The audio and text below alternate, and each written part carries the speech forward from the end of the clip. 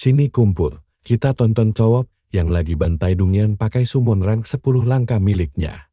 Ini jauh di atas rank S yang cuma bisa dihalu orang-orang. Sekarang, dia ngadepin bos slime raksasa. Tapi sejujurnya, ini sama sekali bukan tantangan dengan buff dari peri. Summon gorilanya mendadak jadi kayak Hulk dan menghancurkan slime itu dalam satu pukulan.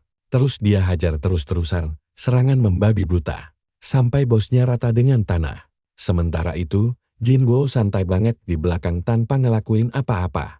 Akhirnya, dia berhasil nyelesain seluruh Dunyan cuman dalam 5,5 menit. Awalnya, dia ngerasa itu agak lambat, tapi tiba-tiba ada notifikasi muncul. Dia baru aja mecahin rekor tercepat se-Korea Selatan, padahal dia santai doang. Beritanya langsung nyebar luas, bikin shock semua orang di Asosiasi Summoner. Orang antah berantah tiba-tiba cetak rekor baru entah dari mana. Jadi, siapa sih cowok ini? Usut punya usut. Jinwoo dulunya ranker nomor 1 di sebuah game summon, dan saat dia namatin gaminya, dunia game itu berubah jadi kenyataan, monster mulai menyerbu jalanan. Dan saat orang lain panik, cuma Jinwoo yang tahu persis apa yang lagi terjadi. Tapi ya, nasibnya ampas banget, tepat. Di momen krusial itu, Truk Kun melakukan tugas utamanya. Ngomber dia sampai koma selama 3 tahun penuh. Begitu dia akhirnya sadar, semuanya udah berubah. Bahkan orang tuanya sekarang punya summon dan berita. Penuh sama orang-orang yang ngeberesin Dunyan kayak hal biasa. Terus notifikasi sistem muncul, nanya apa dia siap buat mulai tutorial. Gak lama setelah bangun dari koma panjang 3 tahunnya, cowok kita lanjutin hidup di rumah dengan suasana yang beda. Dia pelajarin semua hal yang dia bisa tentang dunia baru ini, yang udah nyatu sama video game. Contohnya, Duel dan Raid sekarang ada. Di mana-mana, Dunyan wajib diselesain, dan akhirnya, menara ujian sekarang beneran ada di dunia nyata. Seluruh konsep dari game digital itu benar-benar terwujud jadi kenyataan 3 tahun setelah. Fenomena penggabungan aneh ini, umat manusia beradaptasi dan hidup berdampingan dengan dunia baru. Walau begitu, cowok kita ini percaya dirinya tingkat dewa, karena dia tahu gak ada yang bisa nyamain levelnya. Coba kalian perhatiin ini. Dia buka layar inventory buat mulai tutorial, dan masuk ke ujian pertamanya. Beberapa saat kemudian, Jinwoo tiba di tempat yang terisolasi di mana dia bebas nyelesain tutorialnya. Omong-omong, hadiahnya cuma 2 gulungan summon ampas. Tapi itu aja kerasa spesial banget buat cowok kita, karena sekarang wujudnya beneran nyata. Dia benar-benar ngarep bisa dapet sesuatu yang lumayan dari gulungan itu, karena bakal kocak banget kalau pro player dewa kayak Jin. Wow malah dapet summon ampas. Dewa gacha emang gak pernah ramah di game ini karena Battle of Summons terkenal banget dengan drop rate yang super ampas. Gulungan rank rendah paling bagus cuma ngasih rank D, tapi kebanyakan pasti nyangkut di rank F. Gulungan level tinggi punya batas rank sampai S, tapi buat yang satu ini, rank D kecil adalah hasil terbaik buat Jinwoo. Dan sumpah ini bukan bahas ukuran anunya ya, Jinwoo ngarep banget dapet sesuatu yang bagus. Dia rela terima rank D, kalau emang apes banget, Bang Jago ini cuma pengen sesuatu yang bisa dipakai tempur.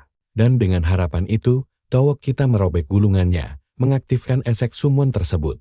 Dari reaksinya, kelihatan kalau Jinwoo antusias banget, karena dia gak sabar lihat gimana wujud asli dari sebuah summon di dunia nyata. Tiba-tiba, petir biru menyambar dengan ganas, bikin dia kaget setengah mati.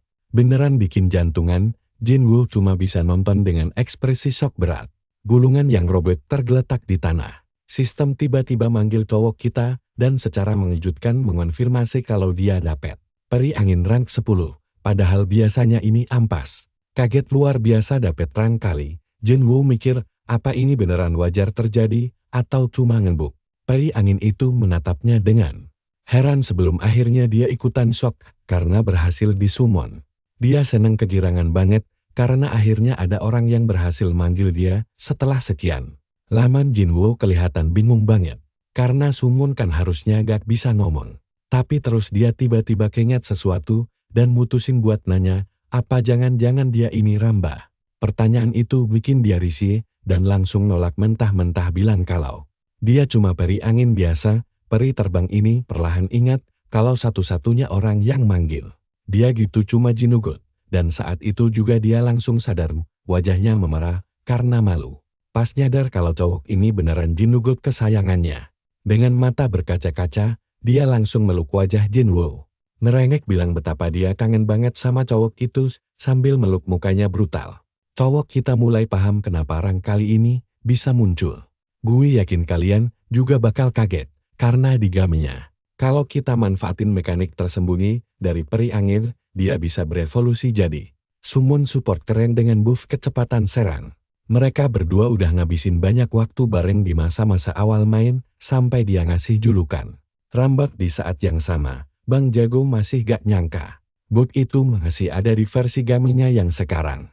Padahal udah ditambal di tahun pertama Battle of Summons. Jinwoo ngecek pernyataan resminya. Ingat gimana cheat itu dihilangin, dia bahkan inget banget reaksinya waktu itu. Karena dev gamenya ngehapus peri itu meskipun dia udah investasi banyak di sana. Pas ngecek datanya, cowok kita sadar kalau peri angin ini ternyata punya status karantina. Sesuatu yang sejujurnya gak terlalu dia pahamin juga. Peri angin itu nangis kejer. Cerita gimana dia dikurung di dalam sangkar dan gak bisa kabur sejak dia tiba-tiba menghilang. Dia mohon biar gak ditinggalin lagi, tapi cowok kita malah dorong dia pelan karena dia lagi sibuk mikirin sebuah teori. Teori game pertama, Jinwoo nanya apa penyebab status karantinanya. Pertanyaan ini sepertinya malah bikin dia kaget. Dan walau dia coba ingat-ingat lagi penyebabnya, kepalanya mendadak sakit banget. Seolah dia gak bisa ingat apa-apa. Cewek ini pasang muka imut, pura-pura seolah ada kekuatan dari luar yang naruh segala ingatan di otaknya. Tapi cowok kita gak peduli dan langsung nyuruh dia ngomong aja apa yang masih dia ingat. Ramba bilang dia gak bisa cerita banyak, tapi emang benar dia dikurung di ruang isolasi dan gak ada player biasa yang bisa manggil dia. Yang bikin penasaran, Jinwoo ngerasa kalau ada summon lain yang juga dikarantina. Ramba membenarkan hal ini. Tapi dia sendiri gak kenal, soalnya mereka semua dikurung di area yang beda-beda. Dia curiga setidaknya ada 10 entitas yang ikut dikarantina. Yang bikin otak Jinwoo langsung muter keras mikirin. Teorinya, pikirannya ini berujung pada satu kesimpulan yang lumayan gila. Selama dia main game itu, 10 summon miliknya dilaporkan sebagai bug dan dihapus langsung dari akunnya, dan kalau itu berarti mereka semua berujung dapat klasifikasi baru sebagai rang kali. Berarti mereka semua juga bisa disummon dong. Ramba seneng banget bisa nyebrang ke cowok ini lewat gulungan summon itu. Sementara Jinwoo berteori, kalau mungkin para summon mantan rank 10 ini cuma ngerespon gulungannya doang. Ini artinya Bang Jago adalah satu-satunya manusia di bumi yang bisa narik rank 10 segampang balikin telapak tangan. Curiga kalau mungkin ini adalah hadiah tersembunyi yang dia dapat setelah naklukin lantai 100 di percobaan terakhirnya. Buka gulungan lain buat ngebuktiin teorinya. Dia ngecek apa setiap tarikan gacha ini udah pasti dijamin dapat rank 10. Summon berikutnya muncul sebagai gorila berbulu.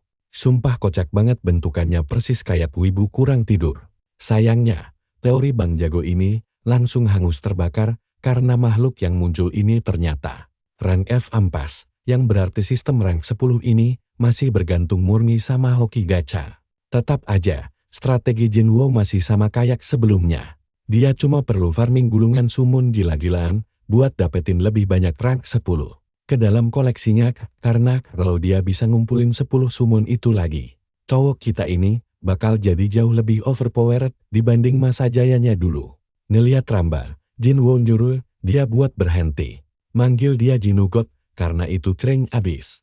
Tapi alasan utamanya karena namanya udah terkenal banget di seluruh dunia dan itu bakal bawa masalah yang gak diinginkan. Saat ini, dia masih kekurangan banyak banget informasi dan dia belum cukup kuat buat ngatasin hal itu. Karena begitu ada orang yang mergokin dia narik rank X, semua orang bakal langsung ngincer nyawanya kayak buronan. Harga buronan mahal. Tiba-tiba, Jinwoo dikagetkan oleh sensasi gemuruh parah. Dan ini bukan gemuruh ala Attack on Titan ya, kedua monsternya langsung panik. Saat sistem bersiap buat majuin dia ke tahap berikutnya, tugas pertamanya muncul dalam wujud Dongyeon bayi, alias ujian tingkat pemula yang imut banget. Jujur aja, kita berdua pasti sependapat kalau Jinwoo agak emosi lihat ini. Biar kata dia udah pernah ngeberhasil. Sini kumpul bareng gue. Kita tonton si beban keluarga ini masuk dunia sungguhan. Di game dia emang jago, tapi realita itu berbeda jauh.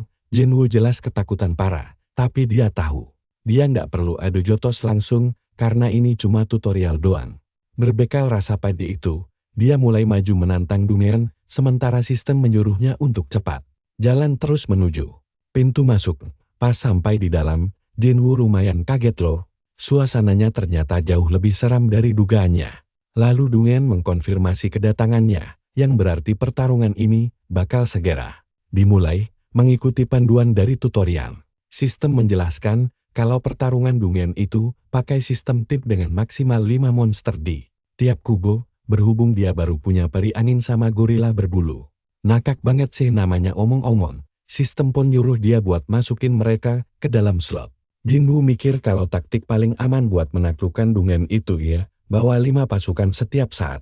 Datang cuma bawa 2 emang bahaya banget, tapi bukan berarti mustahil menang. Lagian, jagoan kita ini udah ribuan kali ngerasain pahitnya pertarungan yang gak seimbang di dalam game. Berhubung dia udah hafal semua trik dan celahnya, Jinwoo langsung pencet OK dan masukin monster ke slotnya. Dua-duanya udah siap, dan sekarang waktunya buat ngecek monster apa yang ada di pihak lawan. Musuh yang bakal dia hajar. Suara auman monster sukses bikin jagoan kita ketar-ketir. Ternyata lawannya itu serigala abu-abu, dan misinya cuma ngalahin hewan itu buat kabur dari sana. Pertama, Jinwoo mengecek status monster kelas F itu. Terus, sebuah pelindung bentuk sarang lebat langsung muncul buat ngelindungin pemain. Persis banget sama sistem yang ada di dunia game virtual, tapi kalau di dunia nyata. Nah perhatikan baik-baik, risikonya beda jauh. Kena serangan pas pelindungnya hancur itu, sama dengan mati instan, nggak ada fitur mengulang. Dia bakal langsung dikirim ke alam baka selamanya. Aura serigala jelek yang lagi pamer kekuatan di depannya ini bikin panik. Padahal cuma kelas F doang. Awalnya, Jinwoo nyuruh si gorila meluncur kayak roket ke arah musuh. Tapi ternyata, hewan bodoh itu malah nggak nyerang dan cuma omen nggak jelas. Saking lambatnya, si serigala sampai harus nungguin serangannya. Karena nahan malu parah, cowok ini nyuruh si peri buat bantu turun tangan. Pamerin kemampuannya, Ramba punya kemampuan tekanan angin yang bisa ningkatin kecepatan serangan monster kita. Efek dukungan ini langsung dipasang ke si gorila super saya biru. Bikin dia bisa ngelakuin pergerakan gila banget. Gorila itu langsung melompat lebih ganas dari sebelumnya. Jinwoo puas banget lihat efeknya. Di sisi lain, serigala itu juga langsung maju buat adu banteng. Tapi yang bikin jagoan kita cemas itu ukuran serigalanya yang kelewat raksasa dari yang seharusnya. Sampai detik ini, Jinwoo beneran ragu apakah gorila lawaknya bakal bisa menang atau tidak. Karena menurut pengalaman mainnya, hal tak terduga sering muncul. Karena sekarang ini di dunia nyata, benturan antara sikong dan serigala raksasa terjadi saat gigitan pertama musuh langsung menancap ke daging sang gorila. Hal itu langsung membangin gorila itu dalam hitungan detik, bikin stres Jinwoo meledak. Jagoan kita teriak nyuruh peri bodoh itu lakuin sesuatu, padahal dia udah usaha keras. Si gorila kembali nerima energi dan memakainya buat ngeluncurin pukulan mau tepat ke tenggorokan si serigala, sampai bikin musuh terpental jauh. Untuk terakhir kalinya, si peri angin ngeluarin energi buat mendongkrak kekuatan sang gorila. Beneran jago ngasih umpan sekelas Michael Jordan. Si gorila mencapai kekuatan maksimal dan turun memberikan pukulan brutal yang menghancurkan perut sang serigala. Terus, dia ngehujani puluhan pukulan beruntun buat mastiin musuhnya mati. Pukulan berakhir dengan Jinwoo dan si peri masang muka cemas bukan main. Tapi untungnya, si gorila berhasil ngebunuh monster itu. Dia bahkan mengaum kegirangan merayakan kemenangannya cowok kita. Lega banget karena selamat dari Dungeon pertama dan dapat hadiah 2 batu kekuatan. Pindah ke adegan selanjutnya. Kita ada di kota tempat adik perempuannya, Ajin, lagi panen cuan gila-gilaan. Sampai 200.000 won. 3 tahun lalu, dia sukses bikin profesi baru, yaitu pemain pencari sumber daya. Intinya, dia masuk Dungeon rendah dan jualan barang itu ke pemain yang butuh banget. Dia terpaksa ambil kerjaan ini pas masa sulit menimpa keluarganya setelah Jinwoo milang. Udah kebalik nih konsep ceritanya dari manhwa sebelah. Tapi untungnya gadis ini berhasil Dapetin monster panggilan kelas C yang tingkat dropnya cuma 1%. Berkat elf bayangan itu, dia bisa gampang cari duit dengan sangat aman. Ajin ngecek HP-nya dan kaget lihat kakaknya mendadak nelpon. Tanpa ada angin, dia nanya apa kakaknya udah keluar rumah sakit. Kakaknya malah nyeletuk nyebut dia tukang loak. Ejekan itu bikin dia ngamung karena ngerendahin profesinya dan dia nyuruh kakaknya buat manggil dia pemain pencari barang. Jagoan kita akhirnya ngalah sama adiknya dan nanya letak pusat sintesis. Ajin ngasih tahu kalau tempatnya ada di zona khusus pemain. Coba kalian pikirin bareng gue, karena menara ujian muncul di dunia nyata. Orang-orang terpaksa bangun bisnis buat sistem gamenya, makanya zona pemain bisa terbentuk. Tempat yang sama ini juga punya pusat sintesis dan tempat peningkatan, semuanya dibikin dekat menara demi kemudahan pemain. Di adegan selanjutnya, kita lihat Ajin duduk semeja sama kakaknya. Gadis itu mengungkapkan kalau menara Jamsil dan Hyundai di dunia nyata udah berubah jadi menara ujian. Sejauh ini, Korea cuma punya 2 itu aja. Tapi zona pemain yang dia cari letaknya ada di sekitarnya. Hal ini bikin Jinwoo sadar betapa efisiennya punya fasilitas pemain di dekat menara. Tapi yang lebih penting, adiknya ini penasaran banget peringkat apa yang didapat kakaknya. Tanpa basa-basi, dia jawab.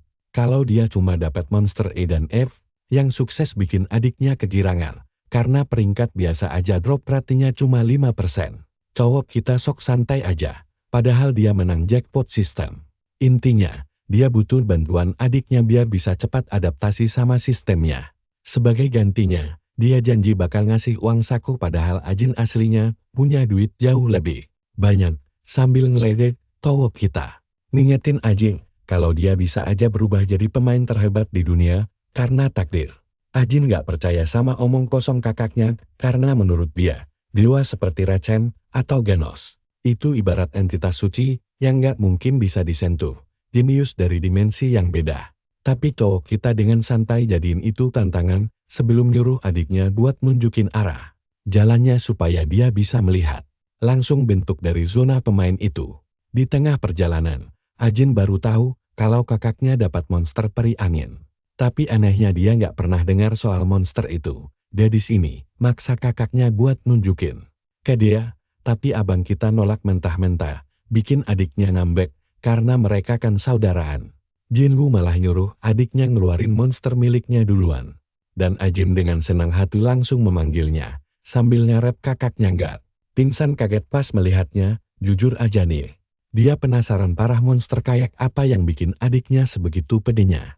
Ternyata jawabannya itu elf bayangan kelas C, yang mirip banget sama si Raven dari kartun Teen Titans. Muka abang kita langsung datar kayak aspal. Itu mah bukan monster spesial sama sekali, tapi Ajin malah ngamuk karena kakaknya ngeremehin dia. Padahal menurutnya monster jenis ini tuh udah kayak bangsawan di mata para pemain lain. Tapi dalam hati, jagoan kita mikir kelas C itu cuma sekelas ampas tahu. Monster kayak gitu bahkan gak bakal dia bawa masuk ke dunia manapun. Jin Woo dengan ramah menyapa si elf. Netes apa dia bisa ngomong bahasa Korea atau sekedar bilang halo. Tapi monster itu sama adiknya cuma menatap aneh. Sang adik bingung parah ngelihat kelakuan gesrek dari kakaknya. Padahal aslinya, dia cuma lagi eksperimen apa semua monster itu bisa ngomong atau enggak. Dan ternyata yang ini bisu. Ajin bahkan ngingetin kalau monster itu emang kodratnya nggak bisa ngomong, sukses ngasih tamparan. Realita telak ke kakaknya karena si peri ramba yang cerewet itu lulusan kampus omong kosong. Intinya, cowok ini kebingungan sementara adiknya kesan karena dia mikir monster bisa ngobrol. Bisa dibilang, Ajin emang benar, Jinwoo aja yang halu mikir semua panggilan itu jago ngomong. Sekarang giliran dia, tapi dia malah kabur gitu aja dan ogah nunjukin monsternya.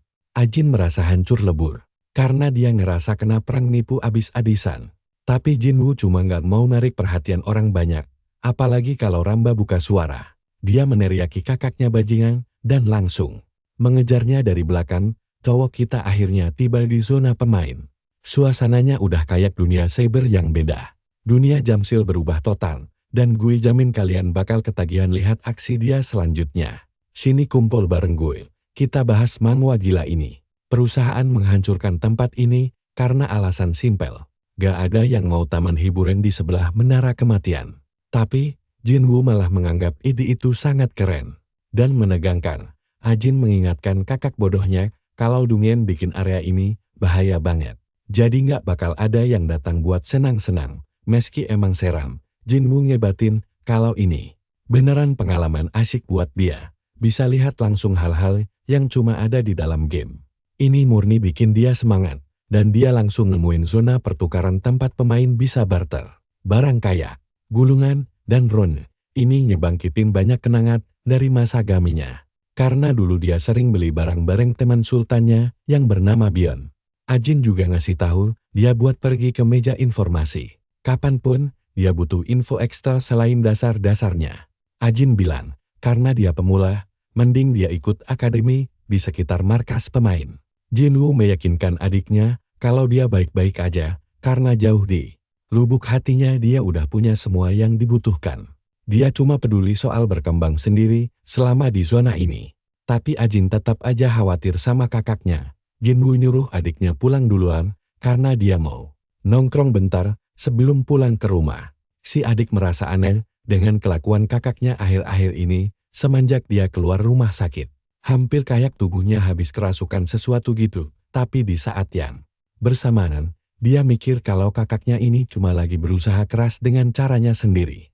Jadi, dia cuma perlu terus ngawasin kakaknya dari jauh. Mereka saling melambaikan tangan, dan di adegan selanjutnya, Jinwoo berada di sebuah tempat sepi di mana dia yakin nggak ada yang bakal nemuin dia. Langsung aja, dia memunculkan Ramba, dan peri angin itu dengan antusias menyapanya keras-keras. Jinwoo langsung nutup mulut bawelnya, nyuruh dia diam sih. Peri gagal paham sama apa yang terjadi saat Jinwoo ngasih satu perintah simpel. Jangan pernah buka suara di dunia luar. Jinwoo beralasan, dia nggak bisa biarin orang-orang sadar sama obrolan mereka. Jadi si peri cuma boleh ngomong di dalam Dungyen, mulai sekarang. Urusan beres, jagoan kita ini mikirin tujuan selanjutnya, yaitu cari modal awal buat bisa masuk Dungyen. Saat ngecek saldonya, cowok ini sadar kalau dia miskin banget kayak rata-rata gamer di dunia nyata. Jinwoo pasrah sama kenyataan super pahit ini. Ini benar-benar sisa uang yang dia punya, cuma 12,01. Rasanya nyesek banget kalau harus kerja paruh waktu lagi. Biasanya, orang bakal nyaranin minta ke orang tua. Tapi dia nggak mau karena ibunya kerja keras banget di 3 tempat berbeda cuma demi nyambung hidup. Minta duit ke mereka, rasanya kayak nginjek-nginjek usaha keras ibunya. Bikin dia merasa kayak binatang. Anak ini merasa nggak berguna dengan situasi ini dan nerima kenyataan buat mulai semuanya dari nol. Asal kalian tahu aja, alasan kenapa pemain bernama Jinugut itu nggak bisa disaingi siapapun adalah karena dia nggak pernah ngeluarin uang asli sepeser pun di dalam game. Singkatnya, si abang ini benar-benar. Perhatikan baik-baik bagian ini. Dia main gratis tanpa modal sepeser pun, tapi entah gimana bisa jadi nomor 1 di game. Gila kan? Hal mustahil kayak gini cuma ada di dunia manhwa. Intinya, sikap ambisius macam itu ngasih dia sedikit optimis membuat merangkak naik dari nol lagi. Tapi tiba-tiba, matanya nyaris kopot waktu lihat ada transferan masuk sebesar 500.000 poin. Dia buru-buru ngecek dari mana sumber uang sebanyak ini. Ternyata itu dari ibunda Jinwoo yang penuh kasih sayang. Sengaja ngirim uang jajan layak, karena tahu anaknya ini nggak bakal pernah berani minta langsung. Tindakan kecil ini aja sukses bikin dia terharu parah. Ingat ya, ini ibu yang sama yang ngerawat dia selama 3 tahun penuh saat dia koma. Ngelewatin banyak banget cobaan, beneran definisi dari ibu paling hebat sepanjang masa. Kasih like di video ini buat ngasih hormat ke ibunya. Jinwoo mengusap air matanya, berterima kasih pada malaikat ini, dan bersumpah membawa tekad baru buat sukses apapun yang terjadi, cuma demi bikin keluarganya bangga. 3 tahun emang bikin dia tertinggal jauh, tapi dia rela memprioritaskan setiap detiknya buat merangkak naik jadi yang terbaik. Mengumpulkan setiap sumber daya yang dia punya sebagai persiapan buat penyerbuan Dungyen. Dan begitulah akhirnya Jinwoo mutusin buat beli 3 gulungan lagi. Tujuan pertamanya adalah ngebangun sebuah tim. Jagoan kita ini dapetin monster cairan slime, terus seekor kupu-kupu bertanduk. Sayangnya kedua monster itu cuma tingkat F. Tapi untungnya hoki dia lagi bagus di tarikan ketiga saat dia berhasil narik kadal beracun tingkat E. Ini udah hoki banget. Jinwoo yakin, dia udah berhasil ngalahin sistem gacha 2 kali dalam 5 percobaan. Kadal beracun juga punya skill yang lumayan bagus, tapi sialnya, dia benci banget sama slime itu, dan terpaksa harus makai makhluk itu buat sementara waktu. Ya, gue paham Shin, tuh lumpur punya muka absurd yang bikin sakit mata dengan tim Pokemon yang udah kebentuk. Pemuda ini sekarang niat banget masuk Dungen dan kembangin mereka lebih jauh lagi. Sistem pertumbuhan di game ini bergantung pada farming, berburu, dan buka gulungan. Jinwoo dengan senang hati bakal grinding mati-matian demi hal itu. Karena kalau dia bisa ngumpulin semua monster panggilan tingkat kali miliknya, dia bakal bisa ngeratain setiap rintangan yang ngalangin jalannya. Rencana utamanya adalah nyaring dan ngumpulin sisa monster tingkat kali itu. Persiapan awal kelar, sekarang waktunya masuk ke menu utama. Jinwoo langsung buka Google Chrome buat nyari lokasi dunia dulu di dalam game semuanya lebih simpel karena dia tinggal tap lokasinya aja. Makanya dia penasaran banget gimana sistem aslinya di dunia nyata. Fakta yang dia temuin benar-benar bikin kaget, sampai cowok ini shock sendiri dan kalian dan gue pasti mikir ini gampang kan? Ternyata salah besar. Dia baru sadar kalau punya monster panggilan aja nggak cukup buat masuk Dungen. Portal biasanya muncul di seluruh negeri tanpa pandang bulu, tingkat kesulitan buat nentuin rang diukur lewat pancaran energinya. Tapi segampang apapun Dungen itu, orang-orang nggak diizinin asal masuk gitu aja kalau belum terdaftar secara resmi. Jagoan kita ini langsung nambet karena hoki dia benar-benar paling ampas sedunia. Fakta kalau dia baru bangkit setelah hukum ini dibuat beneran ngehancurin mentalnya. Peri kecilnya ini jadi satu-satunya sumber kebahagiaan di hidupnya karena cuma dia yang ngedukung. Diam, udah agak mendingan. Jinwoo ngelus kepala peri itu sebelum tiba-tiba nerima telepon dari adiknya. Ajin nanya kapan dia bakal pulang ke rumah buat makan malam. Tapi abang kita ini meyakinkan kalau dia bakal makan di luar aja. Dia juga nanya ke adik bawelnya soal registrasi pemain. Yang entah gimana bisa-bisanya lupa dia kasih tahu. Jinwoo tahu banget bocah ini sengaja nggak mau cerita. Tapi ternyata bukan gitu, karena peraturannya emang masih baru. Banyak banget orang mati di dalam Dungen. Jadi pemerintah harus bikin kebijakan ketat. Dan faktanya, saking banyaknya angka kematian, situasinya sampai jadi kacau balau. Makanya agen staf resmi selalu jaga di sekitar setiap portal buat verifikasi masalah. Jinwoo baru sadar betapa ribet dan lambatnya proses ini. Tapi ini bikin dia mikir, apa jangan-jangan semua ini emang sengaja dirancang buat ngendaliin para pemain. Lagian, kalau setiap orang jadi pemain gara-gara serakah pengen kaya, sistem sosial bakal hancur lebur seketika. Terlepas dari urusan itu, ada juga yang namanya sistem peringkat. Ternyata, sistem ini punya daftar pemain berdasarkan peringkat lokal dan internasional. Dan parahnya posisi Korea itu ampas banget, sampai nggak muncul sama sekali di peringkat global. Ajin sedih, karena kalau aja Jinugot ada di sini, posisi mereka pasti lebih tinggi. Tanpa tahu, kalau kakaknya sendirilah pemain legendaris itu. Telepon ditutup, dan jagoan kita mutusin buat istirahat hari ini. Besok harinya di rumah, makanan hangat udah tersaji rapi. Jinwoo udah buru-buru, siap berangkat jam 6 pagi. Ibunya nyuruh dia makan bola nasi dulu, sebelum pergi. Tapi dia nolak halus dan bilang gak apa-apa. Dia buru-buru pakai sepatunya, dan minta maaf ke orang tuanya, karena selama ini cuma nunjukin sisi terburuknya, bahkan berterima kasih dengan tulus atas semua perjuangan mereka. Kedua orang tuanya langsung kaget. Dengar kata-kata itu, ayahnya salting sementara ibunya malah cemas. Untungnya, pemerintah udah ningkatin protokol keamanan gila-gila agen. Jinwoo ngecek ponselnya, dan tahu kalau angka kematian yang nggak terhitung jumlahnya itu terjadi cuma karena kecerobohan pemain. Dia sendiri nggak bisa ngomong apa-apa, karena si abang ini juga pecandu game selama 10 tahun.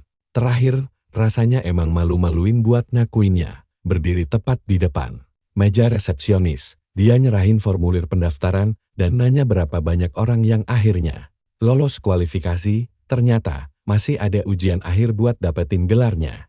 Dan ini makin bikin Jinwoo kesal karena ada 1000 orang yang lagi ngantre nunggu di belakangnya. Tapi terlepas dari itu, dia mikir, kalau ujian sepele ini aja nggak lulus, terus apa gunanya gelar dia sebagai salah satu dari 5 kaisar surga di adegan selanjutnya. Saksiin ini bareng gue.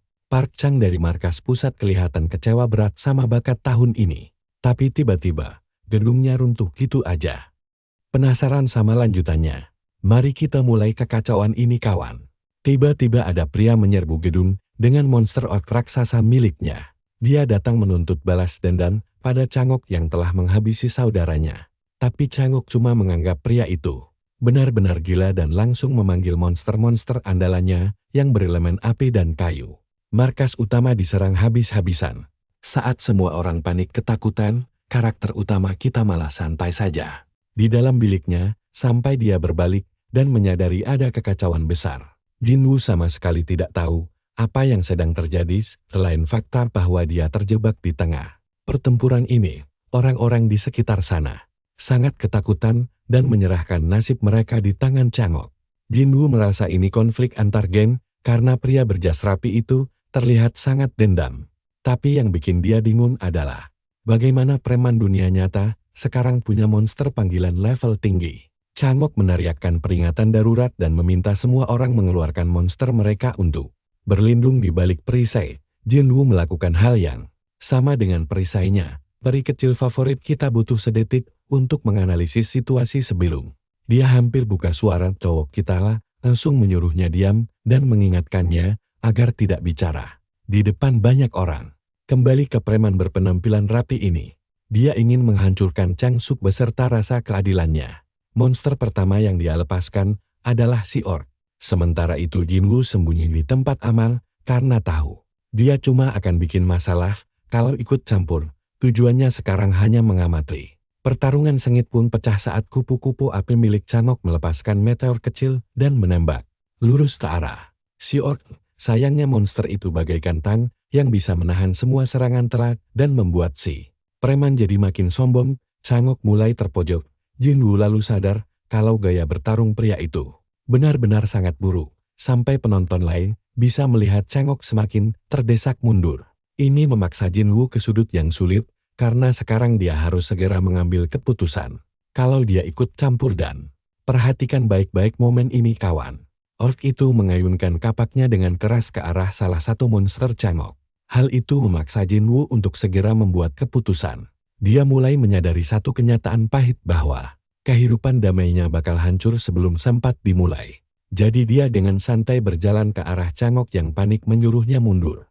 Tapi Jinwoo malah mengkritik pria itu karena salah perhitungan waktu saat menggunakan salah satu jurus monsternya. Dia lalu menjelaskan kalau aura di sekitar orc berdarah itu punya pertahanan api tingkat tinggi, jadi butuh waktu yang sangat spesifik atau semua serangan api tidak akan mempan. Sama sekali, Changok akhirnya melihat sendiri tubuh si orc berkilau yang menandakan jurus itu sedang aktif. Berbekal ilmu baru ini Changok langsung mengubah strategi tempurnya. Pertama dia memerintahkan kura-kura api miliknya untuk segera menyiapkan mantra api lagi. Monster itu menembakkannya dengan kecepatan maksimal dan menghantam target bagaikan laser. Changok berteriak kegirangan merayakan hal ini. Serangannya akhirnya sukses besar sementara lawannya benar-benar kebingungan bagaimana pria itu bisa menemukan kelemahan monsternya. Selanjutnya si monster Kai ikut menghancurkan sisa monster pendukung milik si preman. Hal ini otomatis membuat pertahanannya hancur dan terbuka sangat lebar. Puncaknya si kura-kura dan kupu-kupu api menyiapkan serangan epik lalu menembakkannya secara brutal untuk memusnahkan orc itu. Pada akhirnya semua monster milik preman ini lenyap tanpa sisa dan bahkan perisainya juga hancur lebur. Karena sekarang posisinya terdesak, dia minta kesempatan kedua dan langsung menyerah sambil bersiap menerima hukumannya. Tapi sayangnya hal mengejutkan terjadi di depan matanya saat dia melihat monster tanaman merambat dengan cepat menangkap dan mengikat tubuhnya. Changok tidak peduli dengan semua permohonan ampunnya. Apalagi ada aturan mutlak bahwa semua anggota geng akan langsung dieksekusi di tempat kejadian. Itu juga sambil menangis tersedu-sedu dan menolak kematiannya si penjahat menghadapi karma atas semua perbuatannya, keadilan ditegakkan tepat di depan wajahnya. Changok menjentikan jarinya, lalu kita melihat sebuah pembantaian brutal. Saat tubuh pria itu hancur menjadi bubur. Akhirnya pertarungan berdarah ini selesai. Semua orang bersorak merayakan kemenangan epik Changok dan memujinya luar biasa. Tapi di saat mereka semua berteriak penuh kegembiraan, kalian pasti sependapat denganku kalau reaksi Jinwoo ini wajar. Dia ngeri melihat orang-orang ini, sama sekali tidak peduli ada manusia yang baru saja dibantai. Meskipun dia penjahat, ini menegaskan pada Jinwoo bahwa dunia yang dia kenal telah berubah drastis. Mulai sekarang bertahan hidup akan jauh lebih sulit tanpa tekad kuat yang mendukungnya. Changok lalu berjalan mendekati cowok kita ini untuk memberikan ucapan terima kasih yang sebesar-besarnya karena sudah dibantu. Dia berhasil mengeksekusi teroris itu berkat kontribusi Jinwoo. Makanya Changsuk sangat bersemangat untuk memberikan hadiah besar padanya.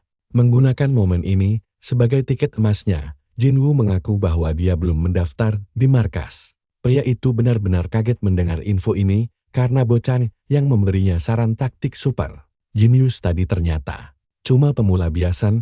Changok langsung meminta kartu identitasnya dan meyakinkannya bahwa itu saja cukup untuk proses verifikasi. Jinwoo menyerahkan kartunya, sementara pria itu berjanji hadiah akan segera diberikan. Setelah pemeriksaan latar belakang singkat, senang menerima hadiah itu Jinwoo pergi. Tapi Changok terus memperhatikannya dan mengirimkan sejumlah data ke temannya lewat telepon. Dia sebenarnya meminta seseorang untuk diam-diam menyelidiki asal-usul Jinwoo. Di adegan selanjutnya Towok kita memberikan kue lezat pada perinya. Sebagai hadiah, karena sudah diam, dia memakannya dengan lahap. Dan meskipun Jinwoo sangat tahu kalau pemain biasanya sering bertengkar dengan monster mereka, dia merasa sangat beruntung bisa memuaskan peri ini cuma dengan makanan sederhana. Tapi tetap saja situasinya mencemaskan, walau awalnya dia sama sekali tidak berniat ikut campur. Semua orang di gedung itu pasti sudah mati konyol kalau dia diam saja. Dunia ini sudah gila. Jinwoo masih kewalahan, tapi dia harus naik ke tingkat lebih tinggi lewat berburu. Gulungan pemanggil sangat krusial untuk monster berikutnya. Target utama yang dia incar adalah instruktur latihan dan penyihir naga ledakan. Untungnya dia bisa mendapatkan kedua benda penting itu dengan dari gulungan tingkat rendah. Mengesampingkan hal itu, Jinwoo merasa ini saatnya untuk mulai beraksi. Tak lama kemudian laporan Changok keluar dan sukses bikin dia jantungan. Ternyata anak baru ini selama 3 tahun dirawat di rumah sakit. Makanya dia jadi pemain yang tidak terdaftar. 3 tahun lalu adalah saat dunia ini kiamat, jadi itu sangat masuk akal. Sayangnya pria ini masih tidak habis pikir bagaimana anak ini bisa langsung memutuskan mendaftar tepat setelah keluar dari rumah sakit.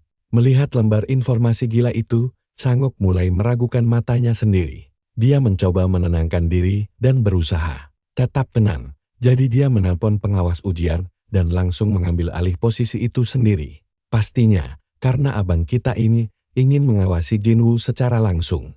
Pikirannya masih pusing memikirkan bagaimana bocah itu punya adaptasi dewa untuk permainan gila ini. Jinwoo sudah menjadi pembuat keajaiban di depan matanya dan ini membuat Changok semangat. Adegan berpindah ke ruang tunggu, karakter utama kita sudah tiba di sana tapi dengan wajah super cemberut. Masalah utamanya adalah ada banyak sekali orang di sini, padahal dia itu introvert kelas kakap. Mereka semua datang untuk berlatih dan demi bisa melewati semua pesaing ini, butuh waktu lumayan lama untuk resmi jadi pemain. Tapi itu bukan masalah besar bagi cowok kita yang santai duduk di kursi, karena tahu dia yang paling kuat. Saat semua orang berkumpul, si pengawas ujian muncul untuk memulai tes, tapi kejutan, itu ternyata Park Changok sendiri. Ujian pertama adalah semacam tes tertulis pra-pelat EHN. Dan beberapa saat kemudian, ketika tiba giliran cowok kita untuk mengobrol dengan Changok, dia jujur sama sekali tidak menyangka pria itu akan muncul di sini. Pria tua itu menyebutnya sebagai takdir dan menanyakan perkembangan pelatihannya. Tapi ingatan Jinwoo agak berbeda. Soalnya beberapa saat lalu, saat pria itu sedang memberikan ceramah, Jinwoo malah bosan setengah mati bersama perinya. Jinwoo merasa jengkel karena mereka mengajarkan salah satu combo miliknya dari dalam game.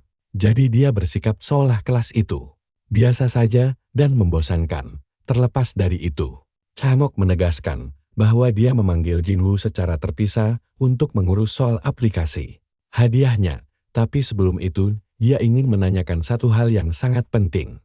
Pertanyaannya agak aneh, tapi lucu. Dia bertanya, apakah Jinwoo adalah seorang gamer? Mendengar pertanyaan itu cowok kita kaget. Ternyata gamer sekarang sudah jadi istilah resmi loh. Mereka ini adalah orang-orang yang pernah main Battle of Summoners di masa lalu dan menguasainya. 70% ranker elit di negara ini juga para gamer. Tentu saja wajar kalau Changok berpikir begitu, karena Jinwoo dengan santainya membahas soal buff padahal bukan pemain. Jinwoo pun mengiyakan tebakan itu, membuat wajah Changok sumringah. Dia ingin mengorek pengalaman Jinwoo. Tapi percayalah kawan, Jinwoo sama sekali tidak mau repot-repot menceritakan 10 hal sekaligus kepadanya. Sini ngumpul, kalian dan aku bakal bahas cerita gila. Butuh bertahun-tahun buat ungkap identitasnya. Si MC bilang cuma setahun, tapi durasi itu aja sukses bikin pria ini klepek-klepek di meja. Jinwoo nggak tahu apa yang terjadi saat Changok menatapnya kagum karena dia main game setahun penuh. Padahal, kebanyakan ranker bahkan gak sanggup main setengah tahun. Jadi di mata Changok, ini sangat epic. Masuk ke topik selanjutnya, dia bilang mereka udah nyiapin 2 hadiah keren. Jinwoo dibebaskan buat milih yang mana aja. Hadiah pertama memberinya kemampuan untuk langsung daftar jadi player, ibarat jalur orang dalam instan. Ini juga sekalian tawaran kerja di markas besar. Tapi jagoan kita kelihatan biasa aja tuh. Nah, lanjutlah ke tawaran yang kedua. Changok nawarin hadiah fantastis 5 juta. Tapi jujur aja, jawabannya udah ketebak banget buat situasi ini.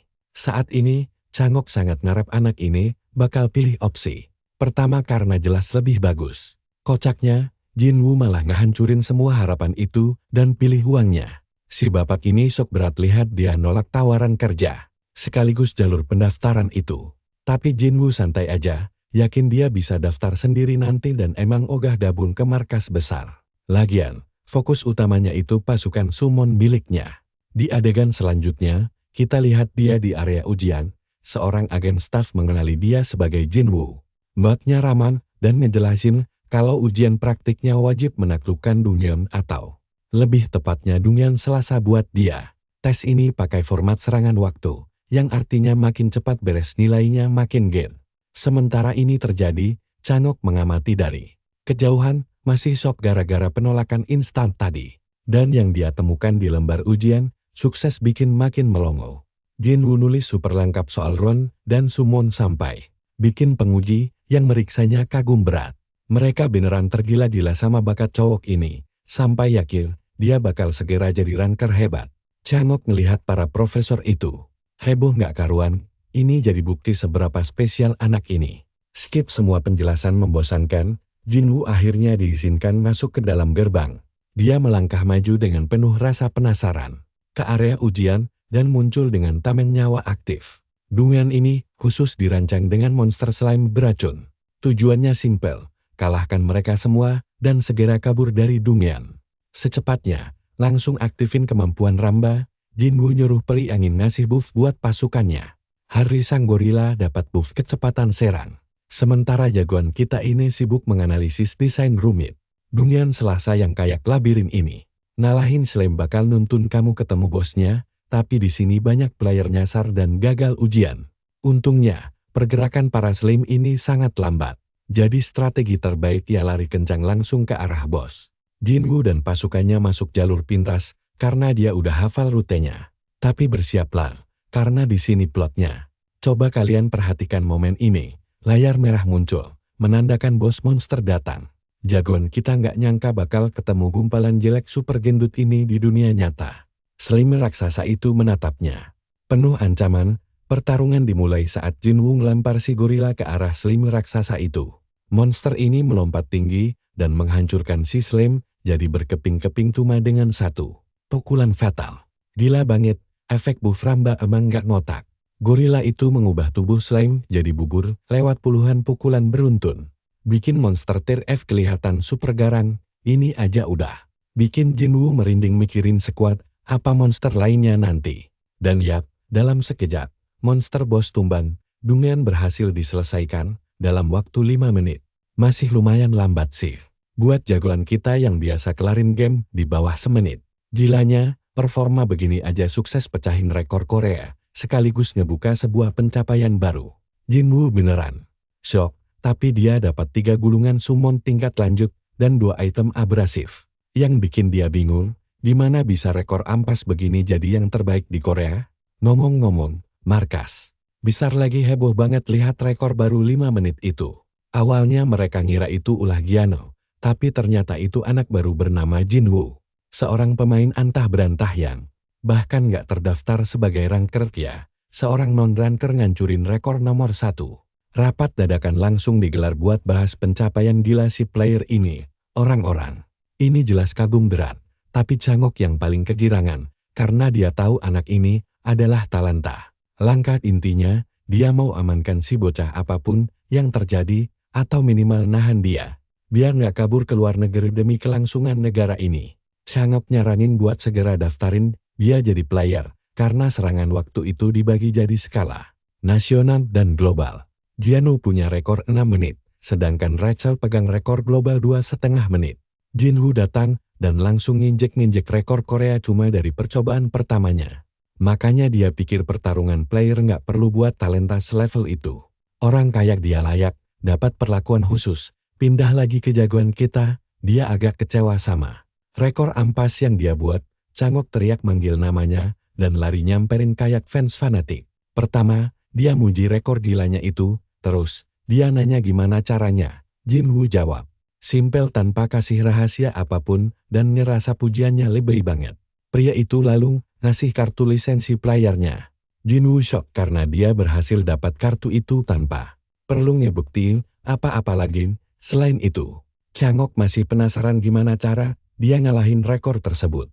Jagoan kita bingung mau jawab apa, karena kalau sampai dia, kalian pasti sepemikiran sama aku kan? Kalau rahasianya bokor, ranking Korea bakal meroket. Masalahnya ada pada efek sampingnya. Dia bakal tenar dan kaya raya. Tapi skenario terburuknya, dia bakal dikurung dan diincar demi informasi. Karena risiko kedua terlalu suram. Dia milih bungkap dan negur Changok. Karena cara pendekatannya kurang sopan, pria itu nerima penolakan itu dengan lapang dada dan paham kalau strategi gamer itu sangat rahasia. Bersamaan dengan itu, dia nekenin kalau Korea sangat butuh talenta ajaib macam Jinwoo. Dari responnya, jagoan kita ngerasa kalau bapak ini sebenarnya asik juga. Terlebih lagi, dia nepatin semua janji dan kerjanya sat-set banget. Itu bikin jagoan kita mulai mikir, apa dia harus manfaatin negaranya sendiri demi keuntungannya. Lagian, kalau strateginya pas, dia bakal berkembang jauh lebih cepat daripada jalan sendirian. Langsung ngomong kasih anggota dewan. Dia minta pindah ke tempat yang sepi. Terus, di adegan berikutnya, kita lihat Changok memohon bantuannya. Ngejelasin betapa markas besar sangat butuh sosok player jenius. Sepertinya, apalagi mereka tahu dia sempat koma selama 3 tahun. Changok minta maaf soal pemeriksaan latar belakang saat Jinwoo nanya. Dia terpaksa lakuin itu karena anggota geng sering punya pola yang sama, gak terdaftar tapi jago. Di saat yang sama, jagoan kita bete karena menurutnya nggak ada gunanya menyelidiki dia. Lagi, Changok membenarkan itu, tapi dia juga merhatiin hal menarik. Orang biasanya keder kalau udah bahas urusan negara, tapi cowok di depannya ini santai abis. Seolah Jinwoo sadar seberapa ngeri bakat yang dia punya. Sambil ngeruput kopi, jagoan kita ngaku udah mikirin ini, tapi dia mau tahu apa untungnya buat dia. Changok langsung janji bakal ngasih kerja sama penuh, sebuah jawaban yang membingungkan. Ternyata, pria ini ngaku punya posisi tinggi di markas besar. Anggota dewan selalu dipilih lewat suara publik, yang artinya hasil bagus bakal bikin posisinya naik. Intinya, dia itu politisi yang butuh pencitraan. Bapak dewan ini sampai memohon agar dibantu, supaya nantinya dia bisa kasih dukungan maksimal sebagai gantinya. Ini tawaran yang agak kurang nendang buat Jinwoo yang belum lihat keuntungan pastinya. Meski begitu, dia akhirnya setuju, tapi dengan syarat kontrak berdurasi sebulan. Jinwoo cuma mau fokus farming untuk sementara. Dan percaya deh, kalian pasti penasaran lihat kelanjutan gila dari cerita ini. Ayo kita saksikan kegilaan ini. Intinya, dia cuma mau bantu kalau ada untungnya buat dia. Kalau nggak tual, ya dia bakal balikin hadiahnya. Singkat cerita, Changok ini dengar kalau Jinwoo minta masa percobaan sebulan buat tes ombak. Permintaan yang lumayan nekat sih, tapi ini satu-satunya cara buat narik dia ke pihak Changok. Jadi, Mereka akhirnya salaman dan sepakat. Sementara, sang anggota dewan yakin banget bakal dapat untung besar dari Jinwoo. Sebagai permulaan, Jinwoo minta jaminan mutlak kalau rekor gila yang baru dia pecahkan gak bakal bocor ke seluruh negara. Soalnya dia Parnus, nama keselamatannya sendiri. Changok awalnya bingung, karena markas besar harusnya bisa menjamin itu. Tapi kemudian dia sadar, markas nggak akan bisa melindungi orang sekuat monster ini. Apalagi mereka aja kewalahan ngelawan Kroto yang biasa. Dengan kata lain, Changok paham kalau Jinwoo tahu betapa ampasnya markas besar mereka. Jadi, dia setuju dengan syarat itu. Tapi di sisi lain, mustahil juga buat nutupin berita ini sepenuhnya. Jinwoo sih santai aja, mereka pun pisah jalan, dan janjian ketemu lagi nanti. Si MC kita kegirangan dan mau ngecek semua hadiah jatuhannya. Mari kita mulai dari gulungan pemanggil tingkat tinggi. Incaran utamanya nih, MC kita sadar banget kalau pencapaian pecah rekor bakal ngasih pemain hadiah super gila. Walau gatel pengen langsung buka, tapi judi gacha itu bahaya bro. Mending dijual aja, lebih cuan pastinya. Tiba-tiba dia dapat ide brilian. Jaringan pemain itu tempat nyimpen semua data pemain buat tempat jual beli item. Tadi sang dewan udah ngejelasin ini pas install aplikasinya. Jadi, MC kita langsung gercep, buka aplikasinya dan ngecek daftar harganya. Pas matanya nempel ke layar, bro kita ini langsung tremor saking shocknya. Harga satu gulungan tingkat tinggi itu 3 juta won, gila banget kan? Dengan kata lain, dia baru aja dapat hampir 10 juta won cuma modal pecah rekor di Dungeon ampas itu. Kalau begini terus, dia mulai halu kalau mimpi jadi konglomerat sekelas Elon Musk bakal segera jadi kenyataan buat keluarganya. Jinwoo mutusin buat jual gulungan mahal itu dan muter uangnya buat borong gulungan murah. Dia cuma fokus sama 2 panggilan utama sekarang. Habis masang 3 gulungan itu, dia ngecek daftar gulungan tingkat rendah. Dia bingung kenapa harganya 5.000 won, padahal gampang banget dicari. Belum lagi fakta kalau ada pernah ngerasa buntu. MC kita juga penjualnya bejibun, tapi nggak ada yang banting harga. Karena pusing, dia nelpon adik perempuannya minta tolong. Setelah penjelasan muter-muter, Jin ngasih tahu kalau markas besar yang ngeborong gulungan itu, katanya sih buat dukung para top ranker. Tujuan mereka beli grosiran, makanya harga paling mentok di 5.000 won. Orang-orang langsung jual ke markas tanpa nawar lagi. Tapi Jin nyeletuk hal menarik. Sistem ini kayaknya bakal segera diganti. Itu aturan jadul dari awal mula era ini, jadi markas sebenarnya udah nggak butuh gulungan ampas kayak gitu lagi. Tapi ini justru kabar baik buat si MC. Dia nutup telepon dan sadar kalau stok gulungan rendah lagi membludak.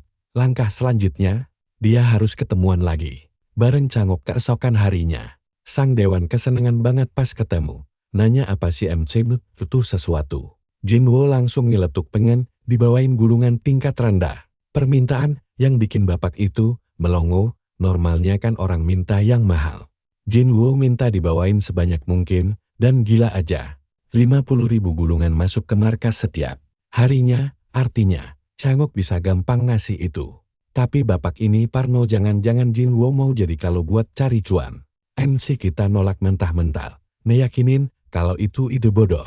Karena stoknya udah meluber di pasaran, Changok terkesan dan mikir keras, apa rencana bocah ini. Dia sadar gamer satu ini beda kasta dari yang lain, apalagi karena strateginya ini out of the box banget. Anggota dewan setuju, tapi ada satu syarat. Dia cuma pengen dapat bocoran satu info rahasia, info yang bisa mendongkrak reputasi markas besar, karena posisinya lagi genting. Kalau ketahuan ngebantu orang dari belakang, publik bakal hilang respect. Tapi kalau Jinwoo bisa ngasih info eksklusif, urusan ini bisa disamarkan jadi transaksi bisnis resmi. MC kita sadar kalau di dunia ini nggak ada yang gratisan. Dan itu bagus, karena dia benci ngutang budi. Jadi, dia sepakat dan ngejelasin trik motong durasi detik pencapaian. Normalnya, kalau kamu kelarin Dungeon peringkat 1, kamu dapat 3 gulungan tingkat tinggi sebagai hadiah. Tapi, hadiah yang sama bakal cair lagi kalau ada pemain yang mecahin rekor itu. Intinya, pemain bisa sengaja ngereset rekor selisih 1 detik aja. Meres habis sistemnya buat dapat hadiah gulungan yang numpuk. Terusnya lagi, Asosiasi Korea bakal ikutan untung karena pemain mereka jadi makin overpower. Changok cerita kalau mereka sebenarnya udah pernah nyoba trik itu. Tapi kebanyakan pemain masih belum dapat hadiah gituan. Jadi harusnya aman buat nerapin trik ini. Lanjut ke menu utama, Jinwoo bakal ngasih bocoran strategi gila buat Donghyun Selasa kemarin. Perhatikan baik-baik momen lucunya nih. Changok nungguin bocoran layaknya anjing peliharaan minta jatah makan. Bapak ini ngira si MC bakal mengungkapin rahasia tingkat dewa. Jinwoo bilang pakai trik ini, hampir semua orang bisa kelarin Donghyun di bawah 3 menit. Tapi sebelum dibongkar, si MC mau mastiin kalau harga info VIP ini sepadan sama modalnya. Jadi, dia nambahin permintaan 50 gulungan tingkat tinggi di atas. Pesanan gulungan ampas tadi, singkatnya, dia malak gulungan senilai 100 juta won. Benar-benar gila harganya, tapi wajar sih buat Jinwoo. Karena trik ini bisa dipakai di Donghyun kasta rendah maupun tinggi. Untungnya bisa tembus miliaran won. Changok paham dan langsung bilang bakal transfer 150 juta won tunai kalau infonya emang mantap. Sekalian sator 10.000 gulungan rendah tiap hari. Besok malamnya, si Dewan ngumpulin beberapa staf buat eksperimen kecil. Stafnya pada curiga si bos punya mainan baru. Pertama, Changok bahas soal rekor Donghyun Selasa kemarin. Terus dengan santai dia ngaku udah dapet chat buat nembus Donghyun berkat orang dalam dari luar negeri. Dia juga pinter banget bikin skenario seolah Jinwoo itu cuma kelinci percobaan. Makanya semua staf diwanti-wanti buat tutup mulut rapat-rapat. Alasan dia ngumpulin mereka. Changok ngumumin kalau mereka bakal main speedrun Donghyun mulai sekarang. Dan monster panggilan utama buat Donghyun ini ternyata cuma si kadal beracun. Makhluk ini jadinya seukuran pria dewasa dan masuk kelas petarung. Tapi itu cuma info di atas kertas. Aslinya monster ini lumayan alot dan kebar. Masalahnya, pakinya ribet minta ampun karena ngerawat kadal ini tuh nyusahin banget. Dibanding monster lain, pemain pada benci kadal ini. Padahal mereka ngelewatin satu fakta. Skill rahasianya, kadal ini doyan banget makan slime. Intinya, buat Donghyun modelan Selasa, bakal gampang banget dibersihin. Di adegan selanjutnya, para staf kegirangan pamerin waktu penyelesaian 4 menit mereka. Artinya chat itu beneran ampuh. Semua cuma modal keahlian makan satu panggilan doang. Jadi, kadal ampas itu sekarang dipuja dan diagungkan kayak dewa. Beberapa hari berlalu, berita pecah rekor meledak ke seluruh penjuru. Dan Changok makin yakin kalau Jinwoo ini jauh di atas standar gamer wibu biasa. Mulai sekarang, bapak ini mau ngebentuk tim elit buat nge-backup MC kita. Buat ngisi posisi tim, dia milih 3 kandidat sangar dengan spesialisasi yang beda-beda. Lanjut, MC kita cuma bisa melongo lihat saldo rekeningnya. Mendadak ngerasa jadi sultan, dia nyesen kenapa nggak nyari duit panas kayak gini dari dulu. Tapi yang paling bikin dia seneng itu paket 10.000 gulungan panggilan yang siap buat di farming habis-habisan. Changok beneran nepatin janji. Jadi, pastinya MC kita juga bakal ngejalanin bagiannya. Dia pun nyiapin ramba buat unjuk gigi, tonton sampai habis nih. Jinwoo nyiram air ke tanah sementara peri angin mungil itu komat kamit berdoa ke semua dewa yang ada, memohon keajaiban. Kalian siap? Ikuti terus karena kita akan masuk ke dalam neraka gacha paling gila. Jinwoo mulai merobek gulungan tanpa henti, tapi hanya dalam sekejap mata. Dia malah ditinggalkan dengan tumpukan sampah mutlak. Bayangkan, Kawok ini membuka 3.600 gulungan sampai tepar. Dan tebak, ampas semua, rasanya tidak masuk akal. Namun, peri angin malah menganggapnya bodoh, karena berharap monster tingkat kali bisa muncul begitu saja dari gacha receh. Ekspektasi Jinwoo hancur padahal dia kira memanggil ramba itu gampang. Tapi si peri menegaskan kalau momen itu murni hoki tingkat dewa yang tidak masuk akal. Realitasnya, 100.000 gulungan ampas pun tidak akan cukup untuk satu panggilan tingkat 10. Jinwoo masih bingung. Jadi Ramba bertanya, apakah dia paham sistem ini atau tidak? Sistem panggilan sebanding dengan 10% jumlah pemain. Artinya dari 8 miliar manusia, ada 800 juta panggilan. Nah, poin paling pentingnya, monster langka yang terisolasi itu cuma ada satu di dunia. Fakta ini bikin dia shock berat. Padahal menurutku ini hal yang sudah sangat jelas. Sedikit aneh memang, tapi Ramba menjelaskan bahwa hanya dialah satu-satunya manusia yang bisa memanggil tingkat 10. Tapi jagoan kita malah ngambek karena memikirkan 800 juta ampas gacha yang menunggunya di luar sana, dan dia harus memancing satu tingkat kali dari sana, yang peluangnya jauh lebih mustahil daripada menang lotre. Jinwoo sudah mau menyerah, tapi Ramba meyakinkannya bahwa beberapa jenis monster sudah habis ditaring, contohnya 800 juta ulat yang tidak akan pernah muncul lagi. TETP saja, si MC merasa ini terlalu gila, sampai dia ragu dan berpikir untuk beralih menggunakan gulungan menengah. Namun, itu malah memunculkan masalah kelangkaan dan tentunya bikin dompet menangis. Dia harus memanfaatkan peluang ampas ini. Ini satu-satunya jalan ninja miliknya. Jadi, dia merobek gulungan lagi sambil disemangati penuh oleh Ramba. Di akhir maraton gacha itu, dia terkapar di kasur setengah mati. 2 minggu penuh penderitaan pun berlalu, dan setelah membuka 140.000 gulungan, cowok malang ini bahkan belum dapat satupun tingkat X. Saking niatnya, Jinwoo sampai pindah rumah ke zona pemain agar lebih dekat dengan fasilitas. Sadar dia tidak bisa terus merepotkan orang tuanya, dia bangkit lagi dan memutuskan untuk mencoba sistem sintesis. Sambil menyeret Ramba yang lagi ngidam berat makan roti krim. Tolong siapapun belikan peri ini rotinya. Setibanya di pusat sintesis, Jinwoo mengamati bagaimana gedung ini berubah seperti menara lain di Korea. Hotel mewah ini telah beralih fungsi, padahal dia ingat prasmanannya dulu sangat terkenal. Sambil mengecek tiketnya yang bernomor 125, Ramba terus mengomelinya agar tidak melakukan kesalahan fatal. Saat dipanggil, mereka berdua pun masuk ke ruangan. Bahkan sekarang, Jinwoo masih berharap peri anginnya bisa memberikan keajaiban. Nah, perhatikan baik-baik bagian ini kawan, disinilah semuanya akan berubah. Jinwoo mendaftarkan Ramba di layar sebelum mengaktifkan sintesis. Dia secara brutal mengorbankan begitu banyak monster ampas demi memicu evolusi peri anginnya, mendorong kekuatannya gila-gilaan. Berkat ini, levelnya melonjak tajam ke angka 21 seiring peningkatan kecerdasannya. Peri kesayangan kita ini sekarang menjadi sangat luar biasa kuat. Lucunya, Jinwoo sama sekali tidak terkesan karena cuma ini hasil dari 140.000 gulungan. Ramba kegirangan pamer otot gaibnya, sementara cowok ini mati lemas karena level maksimalnya itu 100. Di titik ini, dia bisa mati tua sebelum mencapainya. Beberapa hari berlalu dan seorang pria terlihat sibuk mengetik saat tiba-tiba Kang muncul untuk mengecek kondisi Bong Yin. Sejauh ini, dia telah meresmikan tim manajemen bakatnya dan sekarang ingin berfokus penuh pada Jinwoo. Dia meminta laporan aktivitas si MC dan langsung menyadari bahwa Jinwoo terus-terusan gacha gulungan tanpa henti. Sikap gilanya ini terulang setiap hari. Bahkan hari ini, dia ingin memborong lebih banyak dengan 150 juta miliknya. Meski dia berniat membelinya dengan harga diskon yang jauh lebih murah. Sialnya, biro manajemen sudah mulai curiga dan mempertanyakan pasokan gulungan ini.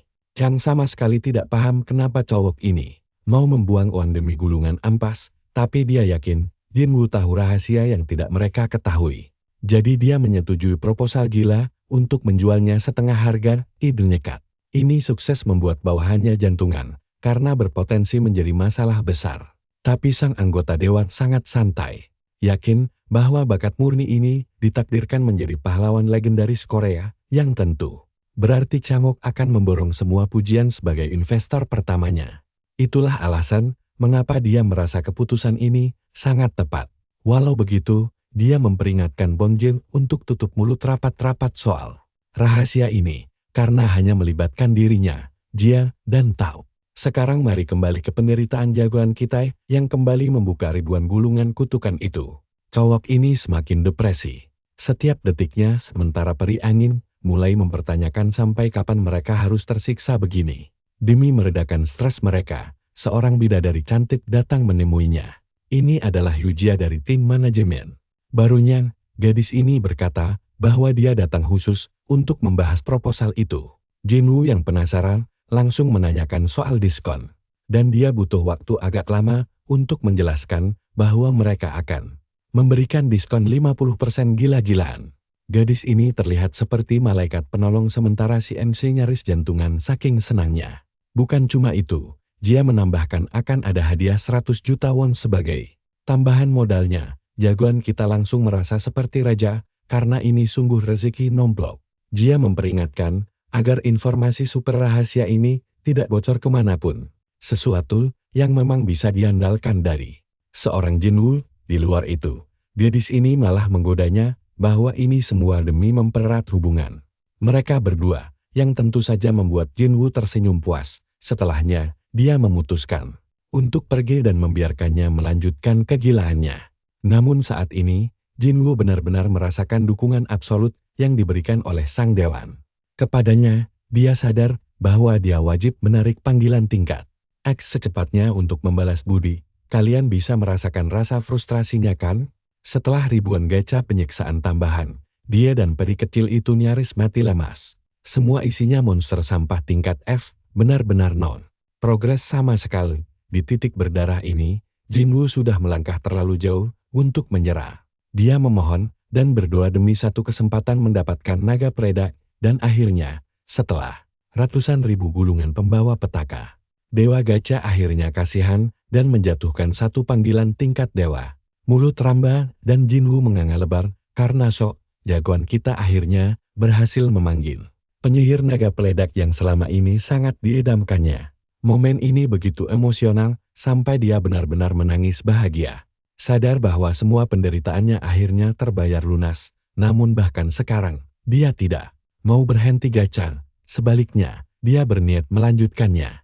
Ada sebuah fenomena mitos bernama rentetan hoki, yang artinya setelah mendapat tarikan dewa, tingkat keberuntungan gacha akan terus berlanjut dengan satu sobekan lagi. Keajaiban gila lainnya meledak dengan munculnya instruktur latihan. Tingkat 10 keduanya, Jinwoo menangis paling bahagia seumur hidupnya. Ini adalah sensasi kepuasan absolut yang mungkin mengalahkan segalanya. Karena setelah berminggu-minggu tersiksa oleh ribuan gulungan laknat, dia menemukan duo paling mematikan. Dari keduanya, sang instruktur latihan adalah yang pertama kali bertanya di mana dia baru saja mendarat. Pria ini pada dasarnya adalah panggilan ampas kelas E. Tapi nilai sejatinya ada pada fakta bahwa dia itu iblis maniak latihan gila. Cowok ini persis Goku. Meskipun kemampuannya sendiri sangat payah, dia mampu mengawasi latihan monster lain dan mempercepat evolusi mereka. Secara brutal, peri kecil ampas saja bisa diubah menjadi Thor binaragawan. Jinwoo sangat kegirangan bisa membuat panggilannya tambah kekar. Meskipun si peri sama sekali tidak menginginkan otot mengerikan itu. Jinwoo menyapa si maniak latihan dan memanggilnya Hunkyo. Instruktur barbar ini pun dengan sigap menyadari bahwa ini adalah tuannya, lalu membungkuk penuh hormat. Dia juga sempat mengira tidak akan pernah bertemu Jinwoo lagi. Ramba dan Hunkyo bereaksi persis seperti tebakannya, dan untuk sang penyihir naga peledak, bidadari ini maju untuk memastikan apakah itu tuannya. Ini adalah momen pertama Jinwoo mendengar suaranya. Meskipun kelas bawah, gadis ini memiliki kemampuan spesial yang bisa menghasilkan kerusakan mutlak. Jadi apa kesimpulan kita? Jangan pernah remehkan combo ini. Pasangan Hunkyo dengannya sangat mengerikan. Karena setiap mangsa yang tumbang akan melipat gandakan serangannya tanpa henti. Namun, untuk mencapai skill sini ngumpul, kalian harus lihat kelakuan karakter utama kita. Cuma Jinwoo yang bisa pakai mic ini sampai maksimal. Si Mege jelas senang ketemu dia, dan Jinwoo ikutan baper karena dia kangen sama summon super kuatnya itu. Kayak si Ramba, dia nyuruh mereka diam kalau ada orang. Perintah simpel yang langsung dipahami. Terus, waktunya mereka pulang dan istirahat karena ini hari yang sangat panjang buat manggil summon berturut-turut di rumah. Karakter utama kita udah tepar total. Dia beneran rebahan lemas. Sementara para summonnya malah asik nyantai, main bareng, dan mulai akrab sama satu sama lain. Hunkyo dan Ramba mulai ngobrol. Si instruktur militer sama sekali gak peduli. Dia cuma mikir kalau mereka semua itu terlalu lemah. Pria ini hidup dari ambisi dan motivasi tiada henti. Makanya dia mau nyiksa mereka latihan biar bisa melayani master dengan benar. Pertama, dia nyuruh si Dragon Mike rasakan mananya, supaya pas dia bangkit. Nanti, dia bisa bantu buka skill mangsanya. Buat Ramba, si abang malah menatapnya tajam banget, bikin si peri kecil ketakutan setengah mati. Rupanya, tujuan orang ini tuh melatih fisiknya. Tapi peri malang ini takut banget jadi binaragawan gara-gara latihan itu. Si instruktur malah manipulasi dia biar mau demi master mereka, lalu ngasih tugas pertama. Angkat dan ayunkan panci penggorengan. Sintingnya, dia juga nyuruh peri itu lakuin 5.000 repetisi. Si peri pasrah angkat tangan minta tolong ke Jinwoo, tapi cowok itu lagi pingsan. Total kayak orang koma, pindah adegan, kita balik ke markas. Dia datang bawa masalah baru. Ternyata ada pemberitahuan resmi kalau direktur sudah berhenti ngasih slot ke mereka. Chang gagal paham kenapa direktur sibuk mendadak peduli sama hal sepele begini. Apalagi, si direktur juga minta laporan lengkap soal kemana scroll itu pergi. Nar, perhatikan bagian ini, karena masalahnya makin ribet. Dia curiga Linwoo, anggota dewan lainnya, lagi main kotor di belakang. Dia ini musuh bebuyutannya Chan, tapi dia yakin ini bahaya, karena kalau biro manajemen stop kasih slot, perkembangan Jinwoo bakal macet.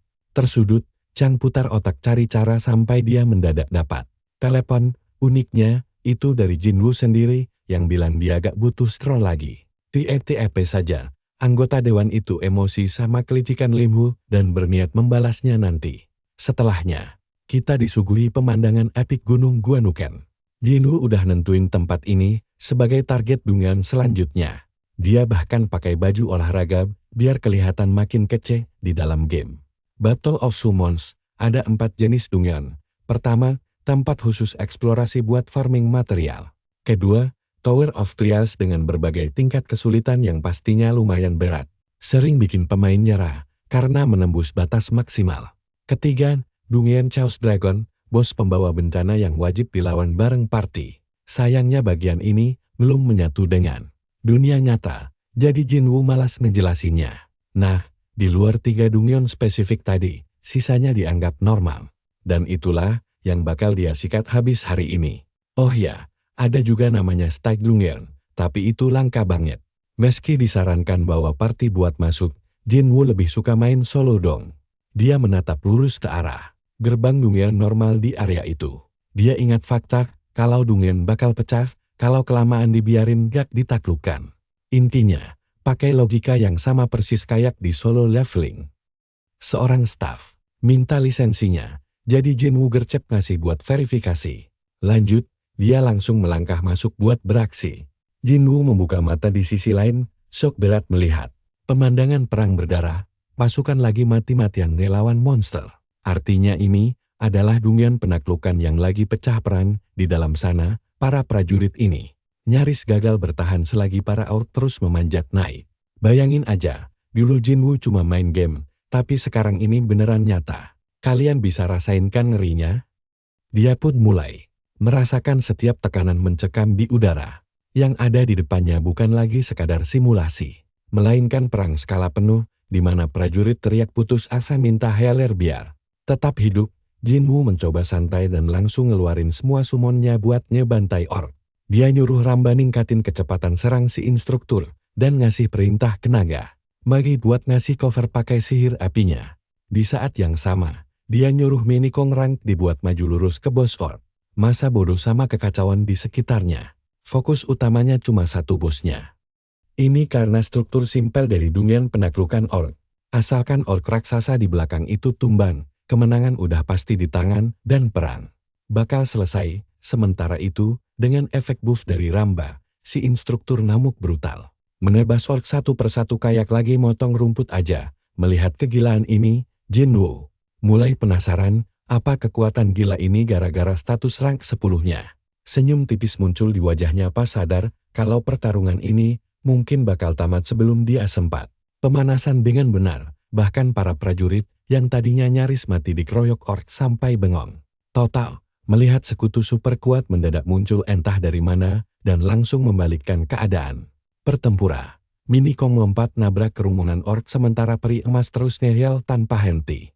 Di sisi lain, Ramba malah kelihatan santai banget, asik mancing emosi para monster. Biar ngelempar senjata ke arahnya. Lihat kelakuan ngeselin ini, Jinwoo langsung ngomeli, dia biar gak main-main. Sementara itu, naga Mike kita melepaskan jurus api andalannya. Memanggang setiap orc yang berani sentuh apinya. Gak butuh waktu lama, Berkat combo mereka, sang bos akhirnya tumbang dan notifikasi muncul mengonfirmasi kalau Dongyeon sudah sukses diselesaikan. Semua summon kegirangan ngerayain kemenangan kecil ini. Dan sistem ngasih hadiah poin X yang bikin mereka naik level. Kerennya lagi, Jinwoo menang jackpot besar karena dia dapat scroll summon menengah ditambah 500 juta won. Hadiah mantap ini langsung bikin dia semangat nyari Dongyeon baru secepatnya. Soalnya selain berhasil bikin summonnya naik level, dia juga dapat uang jajan dengan mudah. Dia mulai mikir buat jadi kaya mendadak biar gak jadi gembel lagi. Sementara itu, balik ke markas, anggota Dewan Park lagi diomelin habis-habisan sama Gia gara-gara bikin taruhan. Konyol, rupanya dia kelewat emosi dan sekarang harus nanggung akibatnya. Waktu rapat tadi sama Lim dan direktur, suasananya memanas sampai nyaris baku hantam beneran. Direktur sampai turun tangan buat misahin adu mulut antara anggota Dewan Lim dan Park. Lim ngeles kalau dia cuma ngasih saran. Tapi Park jelas ogah dengar ocehan yang lebih mirip hinaan ketimbang bantuan. Kim lalu ngejek dia, ngatain dia pecundang. Karena gak ada satupun rekrutannya yang masuk timnas. Komen pedas itu bikin Park meledak dan keributan makin panas meski sayangnya buat Park. Si rival ini emang punya skill buat nyombong, tetap aja Park gak terima Lim ngeremehin dia seenaknya. Sadar kalau Park udah hilang kendali, Lim nantangin taruhan buat ngebuktiin bakat siapa yang bisa capai rank lebih tinggi, dan Park langsung setuju tanpa mikir panjang. Lim makin melonjak, nambahin aturan kalau yang kalah harus ngakuin di depan umum. Kalau lawannya lebih hebat dan wajib mundur dari jabatan. Biar gak ada yang kabur, dia nambahin denda 1 miliar won. Bukannya mikir dulu, Park malah gercep setuju. Dan nantangin bikin kontrak resmi sekalian. Balik ke masa sekarang, Gia nanya heran, apa dia bikin keputusan senekat itu cuma demi Jinwoo. Dia ngaku anak itu jenius. Tapi ngingetin, kalau bagaimanapun dia cuma gamer yang kemungkinan bakal kalah telak lawan ranker resmi. Tapi si bapak dewan ini tetap santuy banget karena dia bilang percaya penuh sama Jinwoo. Nah, kalian sepakat gak sama bapak ini? Mari kita lihat kelanjutannya pas seorang asisten mendadak lari panik masuk ke ruangan. Sini kumpul, kita bakal saksin momen gila. Dia teriak ngumumin kalau dia udah nemu siapa orang yang solo clear Dongyeon Rank D. Dan ternyata itu adalah Bak Jinwoo. Mendengar ini, sang dewan pun langsung mangap kehabisan kata-kata. Dia juga masih shock parah dan gak percaya sama apa yang barusan dia dengar. Dia protes kalau bocah ini tuh baru banget sebulan daftar. Dan dia benar-benar gak paham gimana ceritanya. Dia udah bisa selesaiin Dongyeon di bawah 5 menit. Nah, Pak Dewan ini langsung aja cari kesempatan. Nada bicaranya langsung berubah dan dia mulai pamer soal insting tajamnya. Sok ngaku kalau dari awal dia udah tahu bocah ini spesial. Wajahnya kelihatan antusias banget. Karena dia udah ngebayangin bakal menang taruhan konyolnya bareng Lim. Sementara itu di rumah, jagoan kita lagi rebahan santai sambil terus-terusan mantengin layar HP. Dia senyum-senyum sendiri ngelihat saldo rekeningnya yang gendut. Kasihan juga sih, cowok ini belum pernah megang duit sebanyak ini seumur hidupnya. Habis ngefarm Dongyeon Rank di tanpa hente, dia sukses ngumpulin total 16 juta. Dan ternyata, gulungan tingkat menengah jadi tambang emas terbesarnya dari semua barang jarahan. Nasi dia untung yang beneran. Gila-gila, dia langsung sujud syukur menikmati hasil kerja kerasnya. Sambil sok mikir kalau dia ini adalah sang karakter utama yang terpilih. Ya lumayan kepedean sih, padahal kan yang kerja keras itu monster panggilannya. Ngomong-ngomong, dia mutusin buat misahin duitnya ke beberapa rekening beda biar rapi. Pertama, dia sisihin sebagian buat biaya hidup bulanan. Terus, dia bikin rekening lain khusus buat ngasih jatah ke keluarganya biar mereka bangga. Terakhir dan yang paling penting, dia ngurusin uang 10 jutanya. Nominal yang bikin namanya masuk berita itu, dia masukin ke rekening tabungan. Khusus buat keperluan pribadinya, sisa saldonya dia pakai buat modal diri sendiri. Ya meski uang emang gak pernah cukup. Jinwoo sadar banget betapa pentingnya investasi buat naikin level dia sebagai seorang pemain. Seluruh monster panggilannya udah tembus level 30. Langkah selanjutnya buat bikin mereka makin kuat adalah pakai rune sakti. Emang gak bakal gampang sih, tapi ngegrind Dongyeon tiap hari tetap jadi cara paling gitu. Tapi dia mikir, apa beli monster panggilan utama di pasar gelap bisa bikin proses farmingnya makin ngebut. Tiba-tiba dia melongo pas ngelihat harga monster panggilan Ranci yang mahalnya kebangetan. Seekor kelelawar petir. Yang kelihatan cupu parah kayak barang KW aja harganya nyampe 20 juta. Gila kan? Dan itu belum seberapa monster panggilan rank B harganya udah main di angka ratusan juta. Apalagi kalau rank K atau S. Bener-bener kosong melompong, dia mendesal. Nyadar kalau monster rank B tuh barang langka banget. Tapi santai aja, dia nggak pantang menyerah. Dia emang udah feeling kalau suatu hari nanti dia bakal butuh bantuan orang luar. Nah, sekarang coba kalian perhatiin baik-baik ya. Di kantor Pak Dewan, ketenangannya langsung hancur berantakan pas dengar berita gila ini. Ada satu permintaan baru yang datang dari pemain bintang kita, Baek Jin-woo. Pas dengar nama itu, si bapak langsung girang banget kayak anak kecil dikasih permen. Dia dengan antusias nanya apa isi permintaannya. Sampai bikin staf Malang yang bawa pesan itu. Ketakutan setengah mati staf cowok itu, langsung aja nunjukin pesannya. Yang ternyata isinya daftar rapi semua monster panggilan, yang pengen dibeli sama Jin-woo. Total tagihannya, bahkan sampai nembus angka $1 miliar seakan itu cuma uang receh. Mata Pak Dewan rasangan, mau kopot saking kagetnya lihat kelakuan si bocah. Dia ketawa garing, nyebatin apa jagoan kita ini beneran mikir kalau dia bisa nyiapin duit segitu banyak dalam semalam. Kalau dia punya uang semiliar nganggur, mana mungkin dia cuma mentok punya satu monster rank C doang. Tapi, sindiran sinisnya langsung lenyap waktu stafnya. Nambahin satu detail kecil, Jin-woo janji bakal bongkar info rahasia soal serangan berwaktu di Dongyeon harian Wah. Ini sih langsung bikin dia melek. Dia mastiin lagi apa sih pemain beneran maksudnya info buat tiap hari dalam seminggu. Kedengarannya terlalu baik, sampai agak mencurigakan sih. Tapi ya udah, dia milih buat percaya sama omongannya Jin-woo dan bilang bakal ajuin proposal itu. Direktur, beberapa jam kemudian, dia udah balik ke kantor, mukul meja keras-keras, dan kelihatan kayak mau banting barang detik itu juga. Timnya langsung paham banget, kalau pertemuan tadi pasti kacau balau. Sang direktur dengan tegas nolak proposalnya mentah-mentah. Padahal peluang ini tuh, bisa ngebawa perusahaan mereka melesat langsung ke puncak industri. Ngelihat dia ngamuk, dia ngebatin dalam hati. Andai aja semua manajer punya semangat berapi-api kayak gitu, waktu sang bawahan nanya apa kata direktur. Pak Dewan ngejelasin, kalau bosnya minta bukti kuat dulu, kalau Jin-woo beneran bisa bersihin Dongyeon. Permintaan mereka tuh konyol banget, padahal secara logika si pemain justru butuh uangnya buat beli monster yang bisa ngebantu bersihin Dongyeon itu. Dia tahu banget dan setuju sama manajer yang lagi ngamuk. Kalau ngelewatin peluang ini tuh kesalahan fatal, ngelihat celah ini dengan santai. Dia bilang, kalau ngejual info Dongyeon harian yang super langka seharga 1 miliar itu kemurahan banget, bibirnya melengkung ngebentuk senyum percaya diri saat ngasih solusi paling simpel.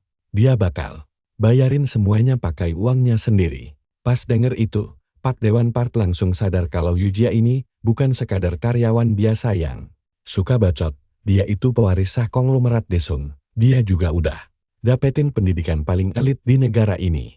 Nona muda ini udah ngumpulin banyak penghargaan dan segudang prestasi sepanjang hidupnya. Tapi beda dari anggota keluarga lainnya, cewek ini tuh dari dulu jauh lebih tertarik sama urusan pemain dan Dongyeon ketimbang duduk manis di kantor ngurusin aset.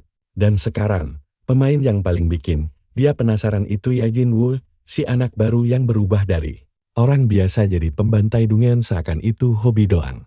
Kalian dan aku pasti mikir hal yang sama kan? Karena Jin-woo nawarin kesepakatan eksklusif. Ini momen paling pas buat rekrut dia sebelum diduluin orang. Jabatan Pak Dewan yang sekarang tuh emang penuh aturan yang ribet banget. Tapi kesepakatan ini bakal ngasih dia kebebasan penuh buat atur untung ke depannya. Gak perlu ngemis persetujuan lagi, meski gitu, dia masih ragu. Dan nanya apa dia beneran yakin mau naruh duit segede itu buat pemain yang masa depannya masih abu-abu. Nona kaya raya itu cuma ngebalas pakai senyum jahil. Malah balik nanya, apa bapaknya tahu soal isi saldo rekeningnya sekarang. Dia ngeyakinin kalau uang tuh bukan masalah. Yang dia butuhin cuma satu pertemuan bareng si pemain. Habis itu, dia yakin 100% bahkan bisa bikin Jin-woo takluk di tangannya malamnya. Dia duduk sendirian di dekat jendela restoran mewah.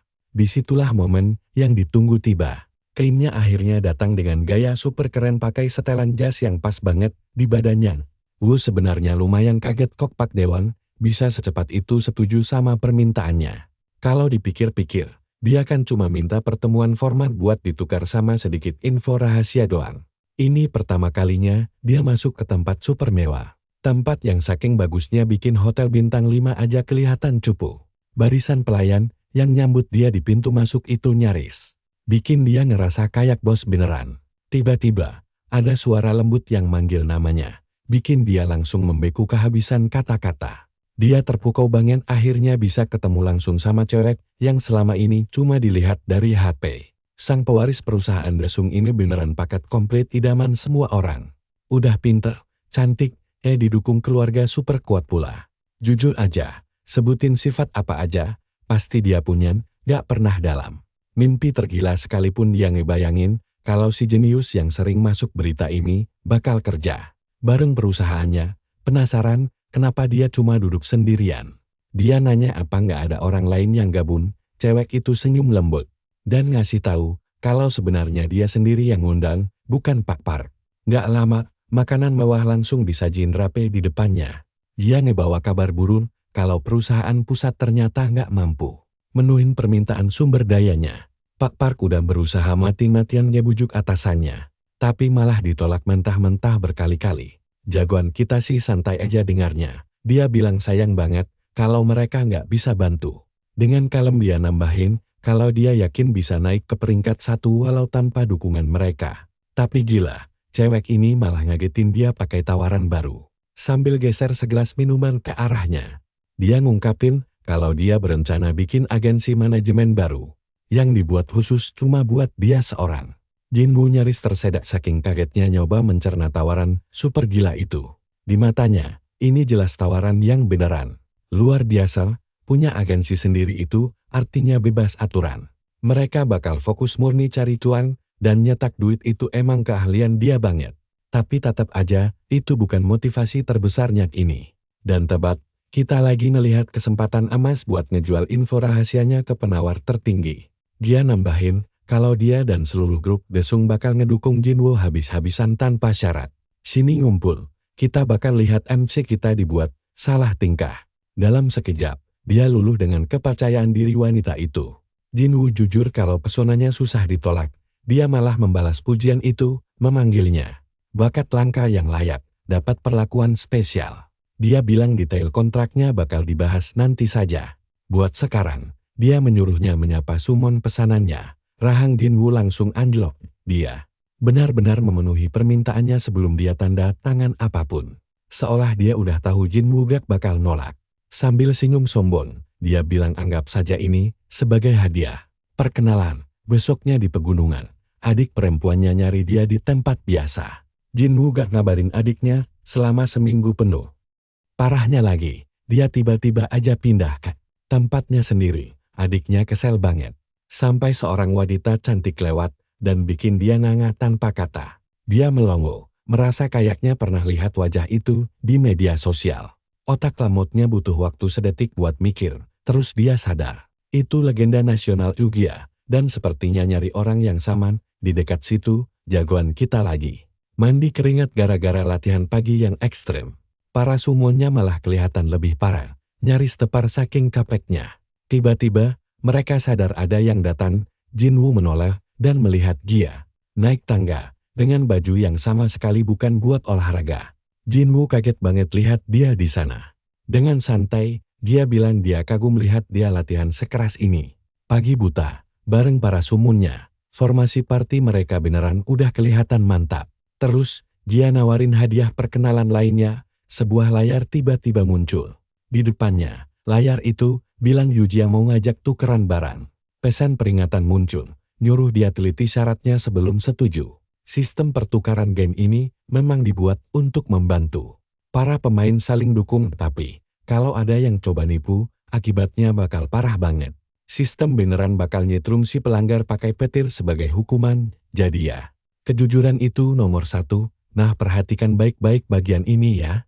Tepat di depan matanya, seluruh koleksi summon gear ditransfer. Sebagai gantinya, dia gak minta apa-apa. Dia menekan tombol terima tanpa ragu, semudah itu, semua koleksinya jadi milik Jinwoo. Dia langsung membungkuk berkali-kali saking senangnya. Hadiah ini jauh melebihi apa yang dia harapkan. Dia melambaikan tangan santai bilang itu bukan masalah besar, lalu ngajak lanjut bahas kontrak aslinya. Dia bahkan udah nentuin nama perusahaannya, gabungan nama keluarga mereka. Pembagian keuntungannya juga. Sama gilanya, Jinwoo dapat 70%. Dia ambil 25, dan 5% sisanya buat Tuan Park. Pria tua itu butuh pensiun nyaman. Tentu saja, ini bukan amal. Park bakal terus dukung mereka dari posisinya di markas. Soal dokumen, dia udah nyiapin asisten buat ngurusin semuanya. Jinwoo angkat alis, mengingatkan kalau asisten itu bekerja buat markas pusat. Dengan santai dia bilang kalau mereka udah pada resigar. Nyatanya, tawaran gaji 3 kali lipat itu motivasi yang sangat ampuh. Lanjut ke hal lain. Jinwoo heran apa dia beneran rela kasih 70%. Dia tenang aja, bilang dia bukan lagi baik hati. Ini taktik matang yang mencerminkan kepercayaan pada potensinya. Tapi yang tidak dia bilang, uang itu sama sekali bukan tujuannya. Agenda aslinya cuma mau bikin Jinwoo sepenuhnya ada di pihaknya. Tanpa ragu, jagoan kita nempel jempolnya di atas kontrak itu. Kesepakatan selesai dan mereka berdua langsung salaman. Tepat saat itu, Sumonnya sadar ada yang gerak-gerak di hutan. Dalam sekejap mata, dia ngilang ke semak-semak, jeritan heboh langsung menggema di antara pepohonan. Sesaat kemudian, dia balik sambil menyeret 2 wajah familiar. Bergelantungan di tangannya kayak daging di tukang jagan. Jinwoo benar-benar bingung menatap adiknya, Ajin, dan nanya ngapain juga dia ngendap-ngendap di semak-semak. Jinwoo mencerna ceritanya, dan membenarkan kalau adiknya memang kenal dia sebagai selebritis yang dia idolakan. Makanya dia main ngikutin aja tanpa mikir panjang. Adiknya buru-buru ngeles, dan ngaku cuma penasaran doang waktu itu. Saat itu, dia udah pergi dari sana. Jadi, kalian juga pasti sepakat kalau ini udah masuk kategori nguntit kan? Jinwoo mendesaknya, dan nanya apa dia sengaja ngintip setelah lihat kakaknya bareng dia. Adiknya langsung kicap setelah ketahuan basah kayak gitu. Setelah diam sebentar, dia akhirnya ngaku jujur tanpa perlawanan.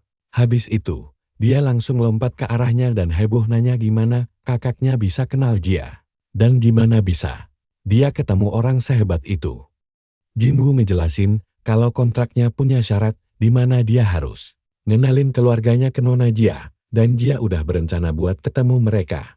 Secara resmi, adiknya langsung klepek-klepek ngebayangin bisa ketemu idolanya bareng keluarga. Tapi sebelum Jinwoo sempat ngomong apa-apa lagi, adiknya malah motong omongannya lagi. Tanpa ragu-ragu, jadi dia mulai ngejelasin semuanya. Bilang kalau dia dulu gamer terkenal, yang pegang rekor nyelesain Dongyeon Rank Rendah lebih cepat dari siapapun. Makanya, dia sering mampir ke markas, dan akhirnya gak sengaja ketemu dia di sana. Adiknya nanya apa itu game yang sama, yang sering dimainin di HP-nya dulu. Jinwoo mulai panik identitasnya sebagai Jinot bakal ketahuan. Jadi dia buru-buru ngelas kalau itu game beda, dan dia cuma main BUS selama setahun. Adiknya paham maksudnya, dan bilang kalau itu masih kedengaran keren, karena dia tahan main selama itu. Biarpun gamenya lumayan ampas, dia lalu ngeledek nanya apa semua waktu yang dibuang buat ngegame. Akhirnya mulai membuahkan hasil untuk pertama kalinya. Dalam hati, Jinwoo tahu dia bisa percaya pada keluarga yang merawatnya selama 3 tahun terakhir. Tapi dia tetap gak mau menempatkan mereka dalam bahaya. Dia tetap waspada dan mutusin cuma bakal bongkar semuanya kalau dia udah cukup kuat buat lindungin mereka seutuhnya. Ajin protes karena kakaknya nyembunyiin info ini dari dia selama ini. Tapi Jinwoo jawab kalau cepat atau lambat dia emang niat ngasih tahu kok. Dia minta adiknya merahasiakan ini dulu sampai dia sendiri yang cerita ke orang tua mereka. Ajin susah banget percaya sama apa yang dia dengar. Tapi Jinwoo ngotot dia punya alasan kuat buat merahasiakannya. Akhirnya, dia setuju meski masih ragu di latar belakang. Ramba gak kuat lagi nahan beban Meki Naga itu, dan akhirnya ambruk saking beratnya. Di saat bersamaan, instruktur pelatih judutin Shadow Elf miliknya, bikin adiknya cemas. Jinwoo cepat-cepat nyuruh Ajin masangin Shadow Elf-nya dengan Shadow Wolf, dan ngejelasin kalau tanpa serigala itu, efisiensinya bakal turun drastis di bawah 10%. Dia kaget banget dengarnya, karena Summon itu beneran barang baru buatnya, dan Jinwoo bilang wajar aja, karena itu summon rank B. Adiknya bingung gimana caranya dapat summon rank B sambil buka-buka katalog online cari jawaban. Detik berikutnya, dia langsung lemas merana pas nunjukin harganya. Lalu nanya gimana caranya beli barang seharga 500 juta. Dia dengan sarkas bilang baru bisa beli dalam 20 tahun kalau begini. Tapi kakaknya dengan santai jawab bisa beliin itu dalam sebulan tanpa masalah. Dia langsung ngakak dengar klaim itu, dan ngeledek kakaknya sok keren cuma karena akhir-akhir ini lumayan tenar jadi gamer. Dia suruh lupain aja dan ngotot mau ngabung dikit demi dikit sampai dia mampu beli sendiri nanti. Jinwoo cuma senyum sambil berdiri. Lalu nyuruh adiknya jangan nangis kalau dia beneran wujudin janjinya. Yang bikin adiknya makin gagal paham. Dia mulai merasa kakaknya udah berubah jadi orang yang sama sekali beda belakangan ini. Sementara elf penakutnya meringkuk di pangkuannya cari nyaman. Sekitar seminggu kemudian, di luar Dongyeon harian, Jinwoo ketemuan bareng tim perusahaan sesuai rencana. Mereka ngasih set perlengkapan baru. Yang bikin dia bingung, karena gak nyangka bakal dapat beginian, dia ngejelasin kalau buat. Jadi gimana menurut kalian? Siap masuk Dongyeon bareng? Bagi perusahaan Ubat, informasi adalah aset bisnis paling utama. Dia bilang mereka jual rekaman resolusi tinggi dari penyelesaian Dongyeon dengan harga premium dan alat khusus ini merekam semuanya secara detail. Dia menjelaskan kalau alat ini bisa menangkap seluruh area dalam format 3 dimensi penuh dan tetap super ringan saat dipakai. Begitu alatnya dipasang, asisten itu langsung menyalakan sistemnya. Merekam setiap sudut seperti sepasang mata pengintai. Sini deh, kalian harus lihat ini. Jinwoo merasa malu banget. Apalagi dia belum pernah masuk Dongyeon Senin. Permainannya mungkin agak berantakan. Cewek itu menenangkannya, bilang kalau bagian terbaiknya bakal didit nanti. Jinwoo berterima kasih, lalu dengan santai nanya, apa boleh dia pecahkan rekor nasional. Sang eksekutif langsung kaget bukan main. Dia menatapnya tak percaya, sebelum akhirnya setuju dengan ragu. Karena mengira itu candaan, dia menyuruh Jinwoo santai dan bermain senatural, mungkin pakai insting gamernya. Setelah masuk, Jinwoo ingat kalau rekor Korea saat ini ada di angka 7 menit, jadi bakal gampang banget buat pecahin rekor itu. Dia ingat Dongyeon ini menjatuhkan round serangan, yang bikin waktu penyelesaian sangat berpengaruh pada peringkat akhir. Sama kayak game lain, round serangan itu super penting untuk sistem boss. Tanpa itu, mustahil bisa menang. Lagi pula, Dongyeon ini menggunakan skenario bertahan, di mana bertahan 30 menit artinya menang, tapi kecepatan waktu tetap penting. Jadi, kalau dia bisa membunuh bos terakhir si Lich, Dongyeon langsung selesai. Makanya, membunuh bos jadi strategi utama para pemain top buat menang cepat.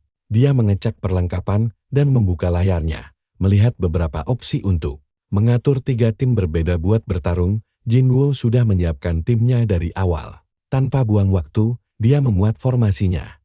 Untuk tim pertama, dia memanggil instruktur pelatih, asisten tempur, dan minikong. Di tim kedua, ada pendeta cahaya dan golden murmuri. Statusnya diperbarui, menunjukkan kalau pasukan Lake mulai menyerang, dan dia harus bertahan selama 30 menit. Waktu berjalan, dan Minong langsung maju mengamuk, menghancurkan semua tengkorak yang datang. Nah, perhatikan baik-baik bagian ini. Jinwoo memberi sinyal ke pasukannya untuk maju dan membuka jalan. Saat musuh mendekat, dia menyuruh mereka naik, tanpa buang waktu. Sang instruktur, Hun, awalnya kaget melihatnya. Tapi dia tetap patuh, karena sadar kamera sedang merekam semuanya. Jinwoo memperkirakan butuh 2 menit buat sampai ke atas. Selama itu, dia percaya penuh kalau Minikong dan Hung pasti bisa menahan serangan musuh. Begitu sampai di atas, dia menyuruh asisten tempurnya bersiap untuk phase selanjutnya. Dia ingat di dalam game, asisten tempur punya jarak serang dan akurasi luar biasa, sangat berguna di saat tertentu. Tapi kenyataannya, kerusakannya sangat rendah, sampai dia bahkan tidak bisa membunuh satu monster biasa, meski diserang berjam-jam. Tapi, untuk Dongyeon Senin tingkat rendah ini, asisten itu jadi panggilan yang sempurna, karena darah Lich sangat tipis. Dia menyuruhnya menahan tembakan sementara, lalu menyuruh pendeta cahaya memberikan berkah. Tujuannya simpel, berkah ini akan menghancurkan perisai gelap Lich yang biasanya memberinya kekebalan dari serangan jarak jauh. Begitu perisainya hilang, asisten tempur langsung disuruh menembak tanpa ampun. Sementara Minikong dan Hung terus menahan laju. Pasukan musuh, Cahaya dan Murmuri memberi dukungan dari atas. Asistennya menembak, dan benar saja, kerusakannya terlihat sangat kecil dibanding yang lain, tapi detail pentingnya darah Lich terus turun karena tembakan akurat. Setelah beberapa serangan telak, Lich mulai melemah. Jinwoo sadar kalau pakai rune biasa prosesnya pasti lama banget, makanya banyak pemain tidak pernah bawa asisten tempur ke sini. Tiba-tiba, seekor tengkorak melompat melewati Kong dan berlari ke arah Jinwoo, tapi Hung langsung menghabisinya seketika. Jinwoo lalu sadar dia punya keuntungan besar, dia bisa menggabungkan rune dengan Hung untuk membuka potensi maksimal asisten tempurnya. Dengan peningkatan itu, Lich kelas atas pun bisa tumbang dalam satu serangan telak. Tembakan selanjutnya melesat, dan Lich langsung goyah dan memburuk dengan cepat sebelum akhirnya ambruk ke belakang. Layar sistem muncul, mengonfirmasi monster mati dan Dongyeon selesai dalam 4 menit 12 detik. Seluruh tim bernapas lega saat layar menunjukkan mereka memecahkan rekor nasional Korea dan mendapat pencapaian khusus. Sementara itu, dia heran, apakah dia memang sengaja mencoba?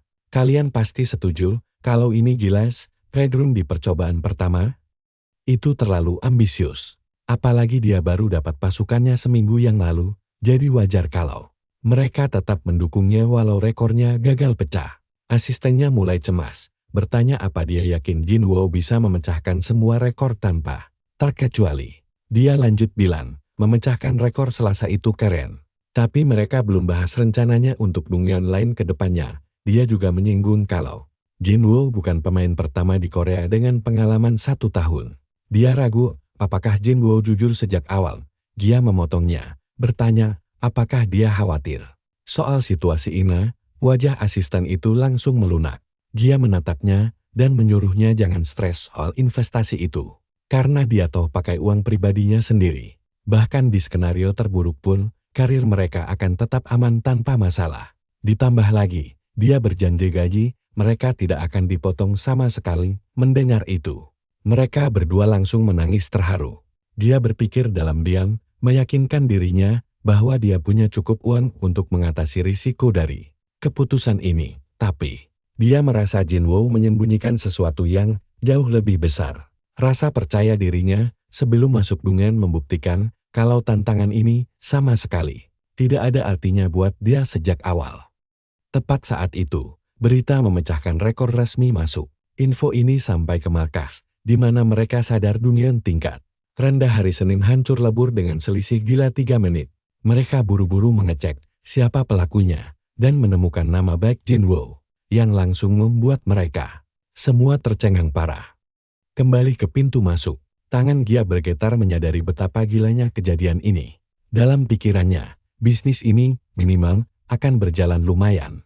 Atau kalau semuanya lancar, ini bisa jadi kesuksesan super luar biasa. Di dalam Dongyeon, jagoan kita menikmati pemandangan indah di depannya, melihat ke arah portal itu. Dia ingat ada urusan lain. Dia mematikan rekaman dan membuka panel sistem. Bergumam kalau ini waktunya untuk sesi grinding ekstrem yang gila-gilaan. Kalian tahu fitur ini kan? Di dalam game, mode auto battle bakal terbuka setelah menyelesaikan Dongyeon. Pasukanmu yang akan bekerja keras, sementara kamu tinggal santai dan terus memanen hadiah manis itu. Kembali ke MC kita, dia menyimpan instruktur pelatihnya, lalu memanggil Ramba.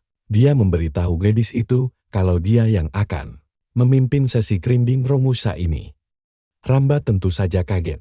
Jinwoo beralasan tidak pakai Hung, karena pria itu harus melatih yang lain. Jagoan kita malah menggodanya. Mau ikut latihan juga. Yang bikin Ramba langsung membeku. Peri malang itu seketika teringat masa lalunya. Instruktur kejam itu menyiksanya dengan latihan fisik ekstrem. Sini kumpul. Bayangin trauma disuruh latihan fisik sampai nangis. Peri ini akhirnya cuma disuruh farming level aja. Setelah masalah itu beres, si MC kita langsung bikin rencana buat sapu bersih semua Dongyeon Haria dan meraup untung besar pakai sistem auto battle. Keuntungannya berlipat ganda loh, soalnya para summon juga bakal naik level. Wah, Proses ini pokoknya servisin mesin mobil sport Eropa der. MC kita pun pamit, diiringi lambaian bahagia peri angin yang lega banget karena bebas dari siksaan neraka. Tapi kocaknya, begitu dia melangkah keluar dari portal, dia malah langsung disambut pemandangan luar biasa lebay. Timnya gelar karpet merah dong buat nyambut, dia layaknya artis papan atas. Gak mau ambil pusing, dia langsung nyerahin perlengkapannya. Dan nanya ke Gia, apa urusannya udah kelar. Dia ngeyakinin kalau mereka bakal jaga identitasnya seaman mungkin. Di luar dugaan, Jinwoo malah bilang kalau dia udah gak peduli soal itu lagi. Dia justru natap matanya tajam dan minta Gia buat lindungin keluarganya. Geng mafia di Korea itu bahaya banget cuy. Tapi karena agensi Ubank fokus ngurusin dia, mereka pastinya bisa ngasih perlindungan yang jauh lebih ekstra. Gia terdiam sebentar lalu setuju. Berjanji bakal kerahin semua asetnya demi tugas itu. Beberapa waktu kemudian, pahlawan kita balik ke dungeon pertamanya dan langsung keluarin summon kadal tutulnya buat cetak rekor baru dalam waktu 3 menitan aja. Dia sengaja nahan diri biar videonya kelihatan wajar. Padahal aslinya dia udah setara ranker kelas dunia. Nah, berkat Ron kecepatan di Sikadal ditambah buff lari dari elang angin. Mecahin rekor udah kayak ngerebut permen dari bocah. Jinwoo lalu matiin rekaman dan bersiap balik ke dunia. Nyata besoknya, dia masuk ke dungeon hari Rabu yang isinya dataran es abadi. Dungeon ini terkenal nyebelin banget karena punya debuff gerakan lambat. Bikin siapa aja jalan lelet kayak siput.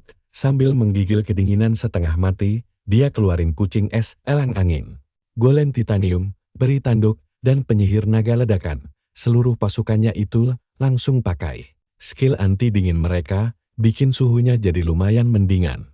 Jinwoo lalu fokus ke depan, cuma buat ngelihat segerombolan gorila putih berbulu lebat lari ngamuk ke arah mereka. Dia nyuruh golem titanium maju dan ngaktifin perisainya. Si elang angin lalu ngasih buff kecepatan. Lucunya, mereka semua numpang naik taksi golem ober titanium ini dan nyebut ke depan. Pas lagi asik nerobos maju, MC kita nahan muntah karena gak nyangka tumpangannya bakal seugal-ugalan ini. Para gorila salju ngelemparin serangan bola salju. Tapi si golem dengan santainya nahan semua itu tanpa masalah. Gak cuma itu, si golem besi tiba-tiba loncat melawan gravitasi dan mulai manjat tebing gunung es. Jinwoo lalu nyuruh si cewek penyihir naga buat siap-siap. Yang bikin dia fokus ke depan. Coba kalian perhatikan baik-baik momen gila ini. Begitu mereka lewatin tebing, sistem ngasih peringatan, ada bos di depan. Gorila Bos Promax meraung super kencang, tapi MC kita gak gentar sedikit pun dan malah ngasih perintah ke peri tanduk. Peri itu terbang maju, lalu ngehancurin perisai pelindung si bos pakai skillnya. Dia langsung ngasih kode ke penyihir naga, ngelepasin sihir naga api brutal yang menelan bos itu bulat-bulat.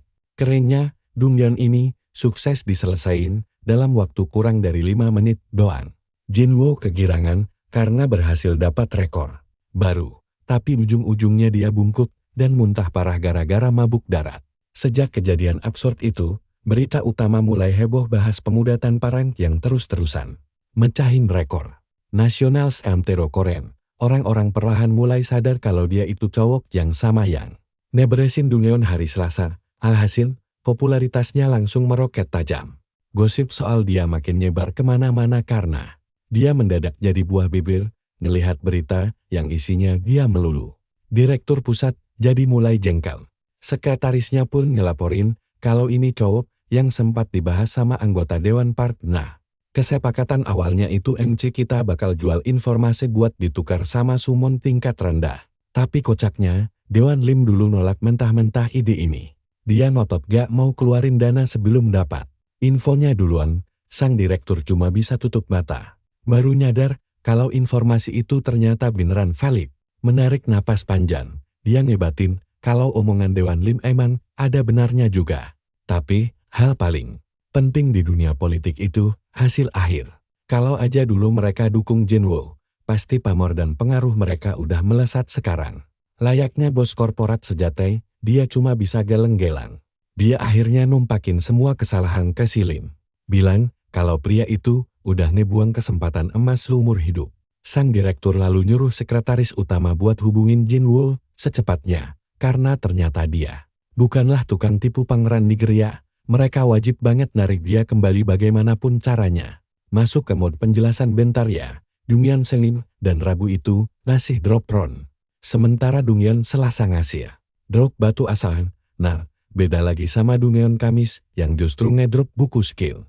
Walaupun buku ini gak ngasih skill overpower atau skill anet yang gak bisa dibuka instruktur bor, hadiahnya tetap aja lumayan berguna. Gara-gara ini, MC kita gak perlu repot-repot kelarin Dungyeon hari Minggu. Soalnya hadiahnya sama tapi tingkat kesulitannya jauh lebih neraka, makanya seluruh anggota tim milih buat lebur santai di hari Minggu. Fakta kocak dari Dungyeon Kamis adalah, begitu kalian masuk, kalian langsung dilempar ke pertarungan boss lab di dalam Dungyeon spesifik yang satu ini.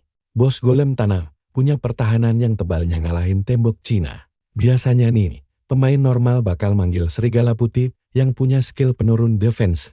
Tapi tentu aja, itu bukan gaya main dari. Jujur aja, kalian pasti mikir hal yang sama kan?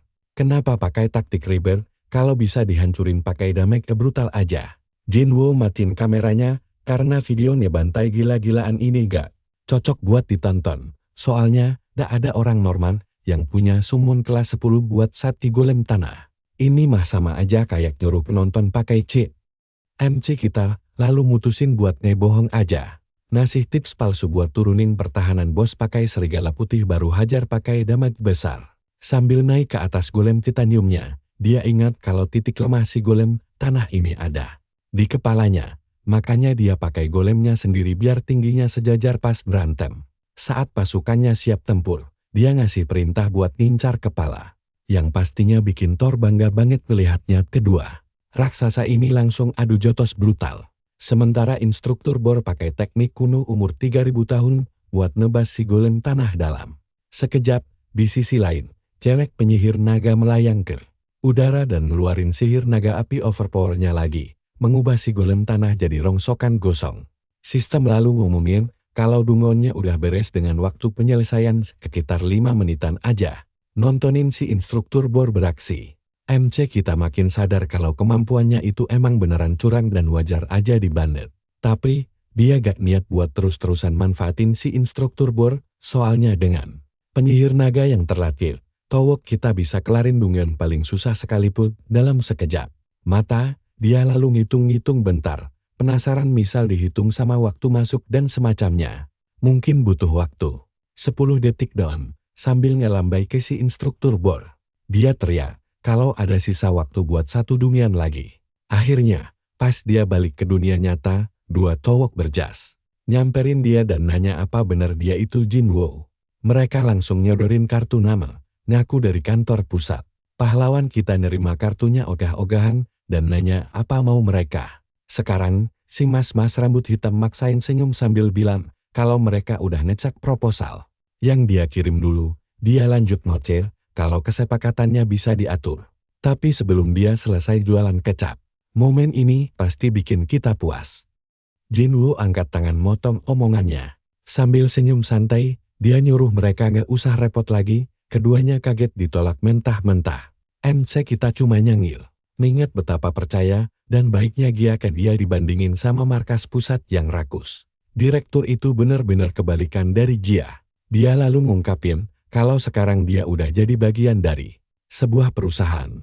Jadi kalau mau ngobrol, mending langsung lewat agensi lubang punya Gia. Kelar ngomong, dia langsung pergi ninggalin dua cowok berjas yang kebingungan setengah mati. Si rambut coklat nebak kalau itu Gia yang sama dari grup Daeson. Tapi temannya milih buat balik dulu aja dan nyelidikin masalah ini. Tapi ya, jauh di lubuk hatinya, yang ngerasa kalau mereka ini sebenarnya baru aja. Siap-siap teman-teman, kita bakal lihat aksi gila hari ini. Kembali ke pahlawan kita yang lagi berdiri di atas atap luas. Dia melihat sekeliling dan berpikir tempat ini lumayan cocok. Nah, masuk ke info penting. Dungyeon hari Jumat. Itu beda banget dari yang lain. Di sini, para monster panggilan tidak bertarung sama sekali.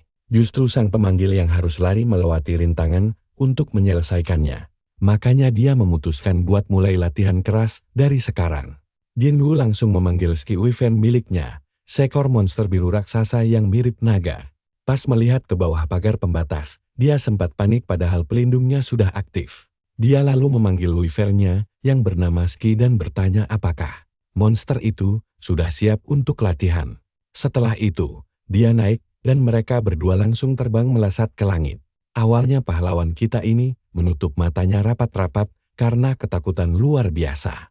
Tapi perlahan dia membuka mata dan menyadari kalau ternyata ini jauh lebih seru dari yang dia bayangkan sebelumnya. Kepercayaan dirinya pun akhirnya kembali penuh dan dia menyuruh Ski terbang lebih cepat. Beberapa saat kemudian, jauh di lepas pantai kota, dia tiba di sebuah pulau tak bernama. Di sana, dia memanggil Dragon Mag dan sang instruktur. Si instruktur langsung memuji-muji kecepatan terbang Jinwoo tadi. Tapi dia malah bertingkah seolah-olah itu bukan hal yang spesial. Nah, perhatikan bagian ini kawan. Dragon Mag lalu bicara betapa kekalnya saat pertama belajar naik Wyvern. Itu membuat Jinwoo sadar kalau mereka berdua ternyata pernah menunggangi Wyvern dan lumba-lumba juga. Saat si penyihir wanita memujinya lagi, Jinwoo langsung tersipu malu dan berterima kasih. Si instruktur pun langsung depresi melihat pilih kasih ini. Pahlawan kita lalu menatap ke arah laut dan mengumumkan kalau sekarang waktunya latihan menunggangi lumba-lumba. Dia menyemangati mereka berdua, bilang kalau belajar dari ahli seperti mereka adalah cara tercepat. Dia sangat mengandalkan mereka. Beberapa hari berlalu dan akhirnya tiba juga waktu untuk Dungyeon hari Jumat. Dungyeon ini super unik karena bisa memberikan round tingkat tinggi. Sebagai permulaan, pahlawan kita memanggil Wen, Falcon kesayangannya, dan menyuruhnya untuk memberikannya efek kecepatan ekstra. Dia lalu mengambil posisi awal dan menunggu aba-aba hitung mundur. Begitu sinyalnya berbunyi, dia langsung berlari kencang, menghindari berbagai proyektil mematikan yang ditembakkan ke arahnya. Jinwoo benar-benar tidak terhentikan. Tapi jujur saja, kalian pasti tidak menyangka manuver rahasia yang satu ini. Berputar ke arah laut. Dia ingat kalau normalnya orang harus menyeberangi ke laut dan terus berlari. Tapi anehnya, dia malah melompat ke laut dan memanggil Ski Dolphin. Berpegangan pada siripnya, dia menarik napas panjang dan menyelam jauh ke dalam air. Intinya, jika dia menggunakan Ski Dolphin untuk menyelam, dia bisa menghindari semua rintangan gila di atas sana. Setelah menyeberang, lumba-lumba itu melompat ke udara dan Jinwoo langsung memanggil Ski. Wyvern itu muncul di bawah. Mereka dan jagoan kita langsung melompat naik, mendarat di punggungnya layaknya seorang profesional sejati. Dia lalu terbang mulus melewati sisa rintangan. Membuat kerja keras si pembuat Dungyeon terlihat sia-sia, sisa jalurnya benar-benar gampang banget karena dia cuma terbang santai melewati garis akhir. Pahlawan kita mulai merayakan kemenangannya saat sistem memberitahu bahwa Dungyeon telah